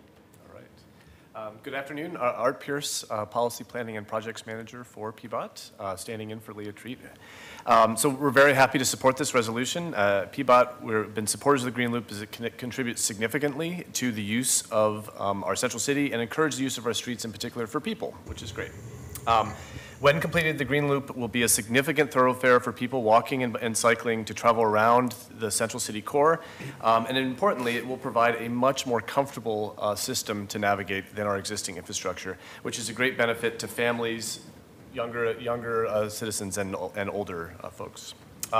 It's very also important as a city dedicated to Vision Zero. Half of our high crash intersections are in the central city, so half of those intersections for people walking and biking. And the Green Loop will emphasize those streets, in particular, making a very inviting route that can anchor around the districts of the central city. The Green Loop is also a major part of our Central City in Motion plan, which is our investment strategy for streets in the central city that is underway. And the goals will be that making the entire system more navigable and consistent, making the central city a more inviting place than it is today. The Green Loop will get people out of their cars, help encourage them to walk, bike, and stroll to those destinations throughout the central city, and acknowledge the place that our streets are for the use for people. The Green Loop also is a very innovative approach to balancing the needs of our freight community and for people walking and cycling. In early conversations with stakeholders in the Central East Side, it became clear that the connections between the Tillicum Crossing and the recently funded Sullivan's Crossing over I-84 were going to be a key issue. And so we knew that we needed to work collaboratively with them, and we have done so. Partnering with the Central East Side Industrial Council, the Bureau of Planning and Sustainability, we've been studying in more detail the active transportation connections and how they will intersect with freight mobility in that Central East Side. One of the first solutions as part of the Green Loop is the Sullivan's Crossing, so we're very excited that we are continuing to proceed with engineering on the Sullivan's Crossing Bridge over I-84, so very excited that that project continues to progress well, and I think that will be complemented well with the Clackamas Crossing Bridge that will be implemented as part of the Rose Quarter I-5, I-84 project. So. And again, as Susan mentioned, we have a chance to experience at least a taste of what the Green Loop will look like in late July, and so we certainly invite council to come and participate that with us. Be great. Yep. Pass it on to Wade Lang. Yep. Hi, I'm Wade Lang with American Assets Trust. Thanks for letting me speak today. I've worked in the district for 21 years now, and I serve on the boards of Go Lloyd, the Lloyd Enhanced Service District, the Lloyd Eco District, the Holiday Park Partnership, Portland Streetcar, among others. And all of those boards, all of those organizations have worked collectively together to really enhance the experience in Lloyd. And if you haven't been over there lately, Lloyd is really changing. It's becoming all the things that 21 years ago and longer that we've discussed. We're actually seeing a hotel go up that we started talking about decades ago. So we're excited about the changes. When I worked on the 2035 plan, a few years ago now, talking about what Lloyd could become with the comprehensive plan, and talking about the bridge, the Clackamas Street Bridge, connecting Moda Center, which is part of Lloyd but never gets referred to as such, and connecting to our neighbors to the south and the central east side, and truly making us a more connected neighborhood. Our group, our neighborhood, our community got together about 3 years ago and asked the city to reduce the number of lanes in Multnomah. That doesn't happen very often where the business community asked to reduce street traffic. We did that to enhance the pedestrian experience, the bicycle experience, and to activate the retail spaces. All of that has happened and more. And we see the Green Loop as a continuation of that vision of activation of the pedestrian experience within Lloyd. So we're excited about it going forward. We're excited that Lloyd is among the first to experience this, and we know it's going to be a public-private investment. And American Assets Trust, as a developer in the area, is looking forward to the next phase of development and looking forward to partnering in making this a vision that comes true. So thank you very much. Good afternoon. My name is Jenny Taylor. I'm a program manager at Go Lloyd.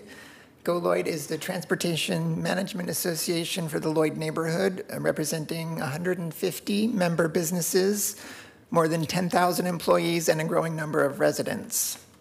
Creating connections between people and places is what Go Lloyd does, and we wholeheartedly support the Green Loop as a vital connection among Central City neighborhoods. Moreover, we believe the Lloyd neighborhood would be an excellent first choice for the first segment of the loop. Access to Lloyd is constrained on multiple sides by freeways and arterials, by Sullivan's Gulch, and by the Willamette River. The Green Loop will connect us to adjacent neighborhoods and provide people walking and biking with a convenient and safe way to move back and forth. Safety is a major priority for Lloyd, as we have several high crash corridors and are a community of concern due to our low income and senior citizen populations. The Green Loop would be a tremendous amenity for our growing neighborhood. While Lloyd has long been a major business district, the past several years have seen us transforming into one of the city's most accessible places to live. We currently have hundreds of residential units under construction, including Home Forward's 12-story affordable housing development and many more developments in the planning stage. In 2015, Lloyd had an 11-to-1 jobs to housing ratio. Our near-term goal is to get that to 8-to-1 or better. By creating stronger connections to the rest of the Central City and by adding some much-needed public green space, the Green Loop will make Lloyd a more livable place for current and future residents and entice more developers to build there. Unlike some other neighborhoods, we do have an infrastructure system in Lloyd that can support high-density development, both commercial and residential. Lloyd is a community that is engaged and open to partnerships. In fact, we have a long history of public-private partnerships, as evidenced by the Lloyd Partnership Plan, the Broadway-Wilder Quadrant Plan, and the Lloyd Development Plan, among others. We see value in sharing ideas, listening to stakeholders, and brokering compromise in order to reap the highest public benefit. As part of this process, the Lloyd community would be willing to work with the city to explore funding strategies and help make the Green Loop a reality. In fact, much of Lloyd's success to date is due to our willingness to invest public and private dollars in our transportation network. That includes bringing Portland Streetcar to the east side, creating protected bike lanes on Northeast Multnomah Street and Northeast 16th Avenue, installing transit trackers at most of our bus stops, investing $2 million annually in employee transit passes, and providing support for the Northeast 7th Avenue Bridge project currently known as Sullivan's Crossing. We believe the Green Loop is a game-changing innovation, and we want to support it the same way. This long-term investment in Lloyd and the Greater Central City will improve access for workers, residents, and shoppers, as well as visitors to Portland. Lloyd, of course, is home to several major regional attractors, including the Oregon Convention Center, the Moda Center and Memorial Coliseum, and Lloyd Center Mall. The Green Loop will help create stronger connections to our Inner East Side and downtown neighbors, encourage our interested but concerned populations to choose active modes of transportation, and help make us a safer, healthier, and more livable urban community. In addition to all of this, by making Lloyd the first neighborhood to receive investment in the Green Loop, you get Go Lloyd as a partner in promoting it. As a private nonprofit organization with stable funding, we are prepared to work with the city and all of our partners to make the Green Loop a long-term success for Portland. Thank you. Thank you. Commissioner Fritz. I just want to thank Go Lloyd for your ongoing partnership, for the excellence that you have demonstrated over many years in raising the money to tax yourselves for the betterment of the district. It's one of my favourite areas. In particular, thank you for welcoming Right to Dream 2 to the area and for recognising that everybody has to succeed. So I very much appreciate that. Thank you. Very good, and I want to add my thanks and my praise. I think the Green Loop is a fantastic vision, and it's one that I look forward to seeing being perhaps not completed during my tenure, but I would certainly like to see it well underway and see the city be engaged and excited by it and committed to seeing the vision to its fulfillment. I think it really could be just an extraordinary, iconic asset for this city, and I really appreciate those of you who have taken an early leadership and early advocacy position. It's always hard to be at the pointy end of the spear, but at the end of the day, everybody will show up and say they were right with you all the time. So thank you for that. Colleagues, any further discussion? I move to amend the resolution and accept the associated exhibits as shown in the versions of these documents distributed to council and described in attachment B to the May 24th BPS memo. Do I have a second? Second. We have a motion and a second. Any further discussion? If there's no more, Carla, could you please call the roll on this vote to amend the resolution and exhibits? Saltzman? Well, I appreciate all the work that's been done, and I don't know if that was a news headline about this may not be completed before your tenure is over, but I hope it is. I hope your tenure still is going on when this gets completed. We'll see. We'll see. Anyway, Spence. It's been a visionary project, and it really will. I think, as the mayor said, it's going to connect Portlanders in a way that they've never felt they've been able to connect safely throughout our city and around the city. And I think it will be one of those projects that's going to really just really help redefine how we get it and how we get keeping our residents safe, but protecting their abilities to get around as well. So good work. Aye. Udaley? Aye. Fritz? This is a wonderful project. Thank you for explaining it at this late hour. Susan Anderson, since you're not going to be here next week, I'm going to obviously have a long list of thank yous for the comprehensive plan and central city plan. I pay tribute to the work that you've done leading the Bureau and really making a difference in your time here at the city over many years. So thank you very much. Aye. Wheeler? I too have enjoyed my very brief time with you, Susan. You have been an extraordinary leader and a visionary and a doer, and you will be missed, as I said previously, but you're not really going anywhere, which is great. So we'll see you when you get back from vacation. Thank you, everybody. I vote aye. The amendment and related exhibit is approved. Okay, so listen patiently and make sure I got this exactly right. We will be back on May 30th, 2015 at 10:15 a.m. for items 526, 527, And the remainder, we're going to pass to June 6th to take the final vote on the Central City 2035 Plan ordinances and resolutions. Is that accurate? We're getting thumbs up. All right, that concludes the Central City 2035 matter for today. We are adjourned.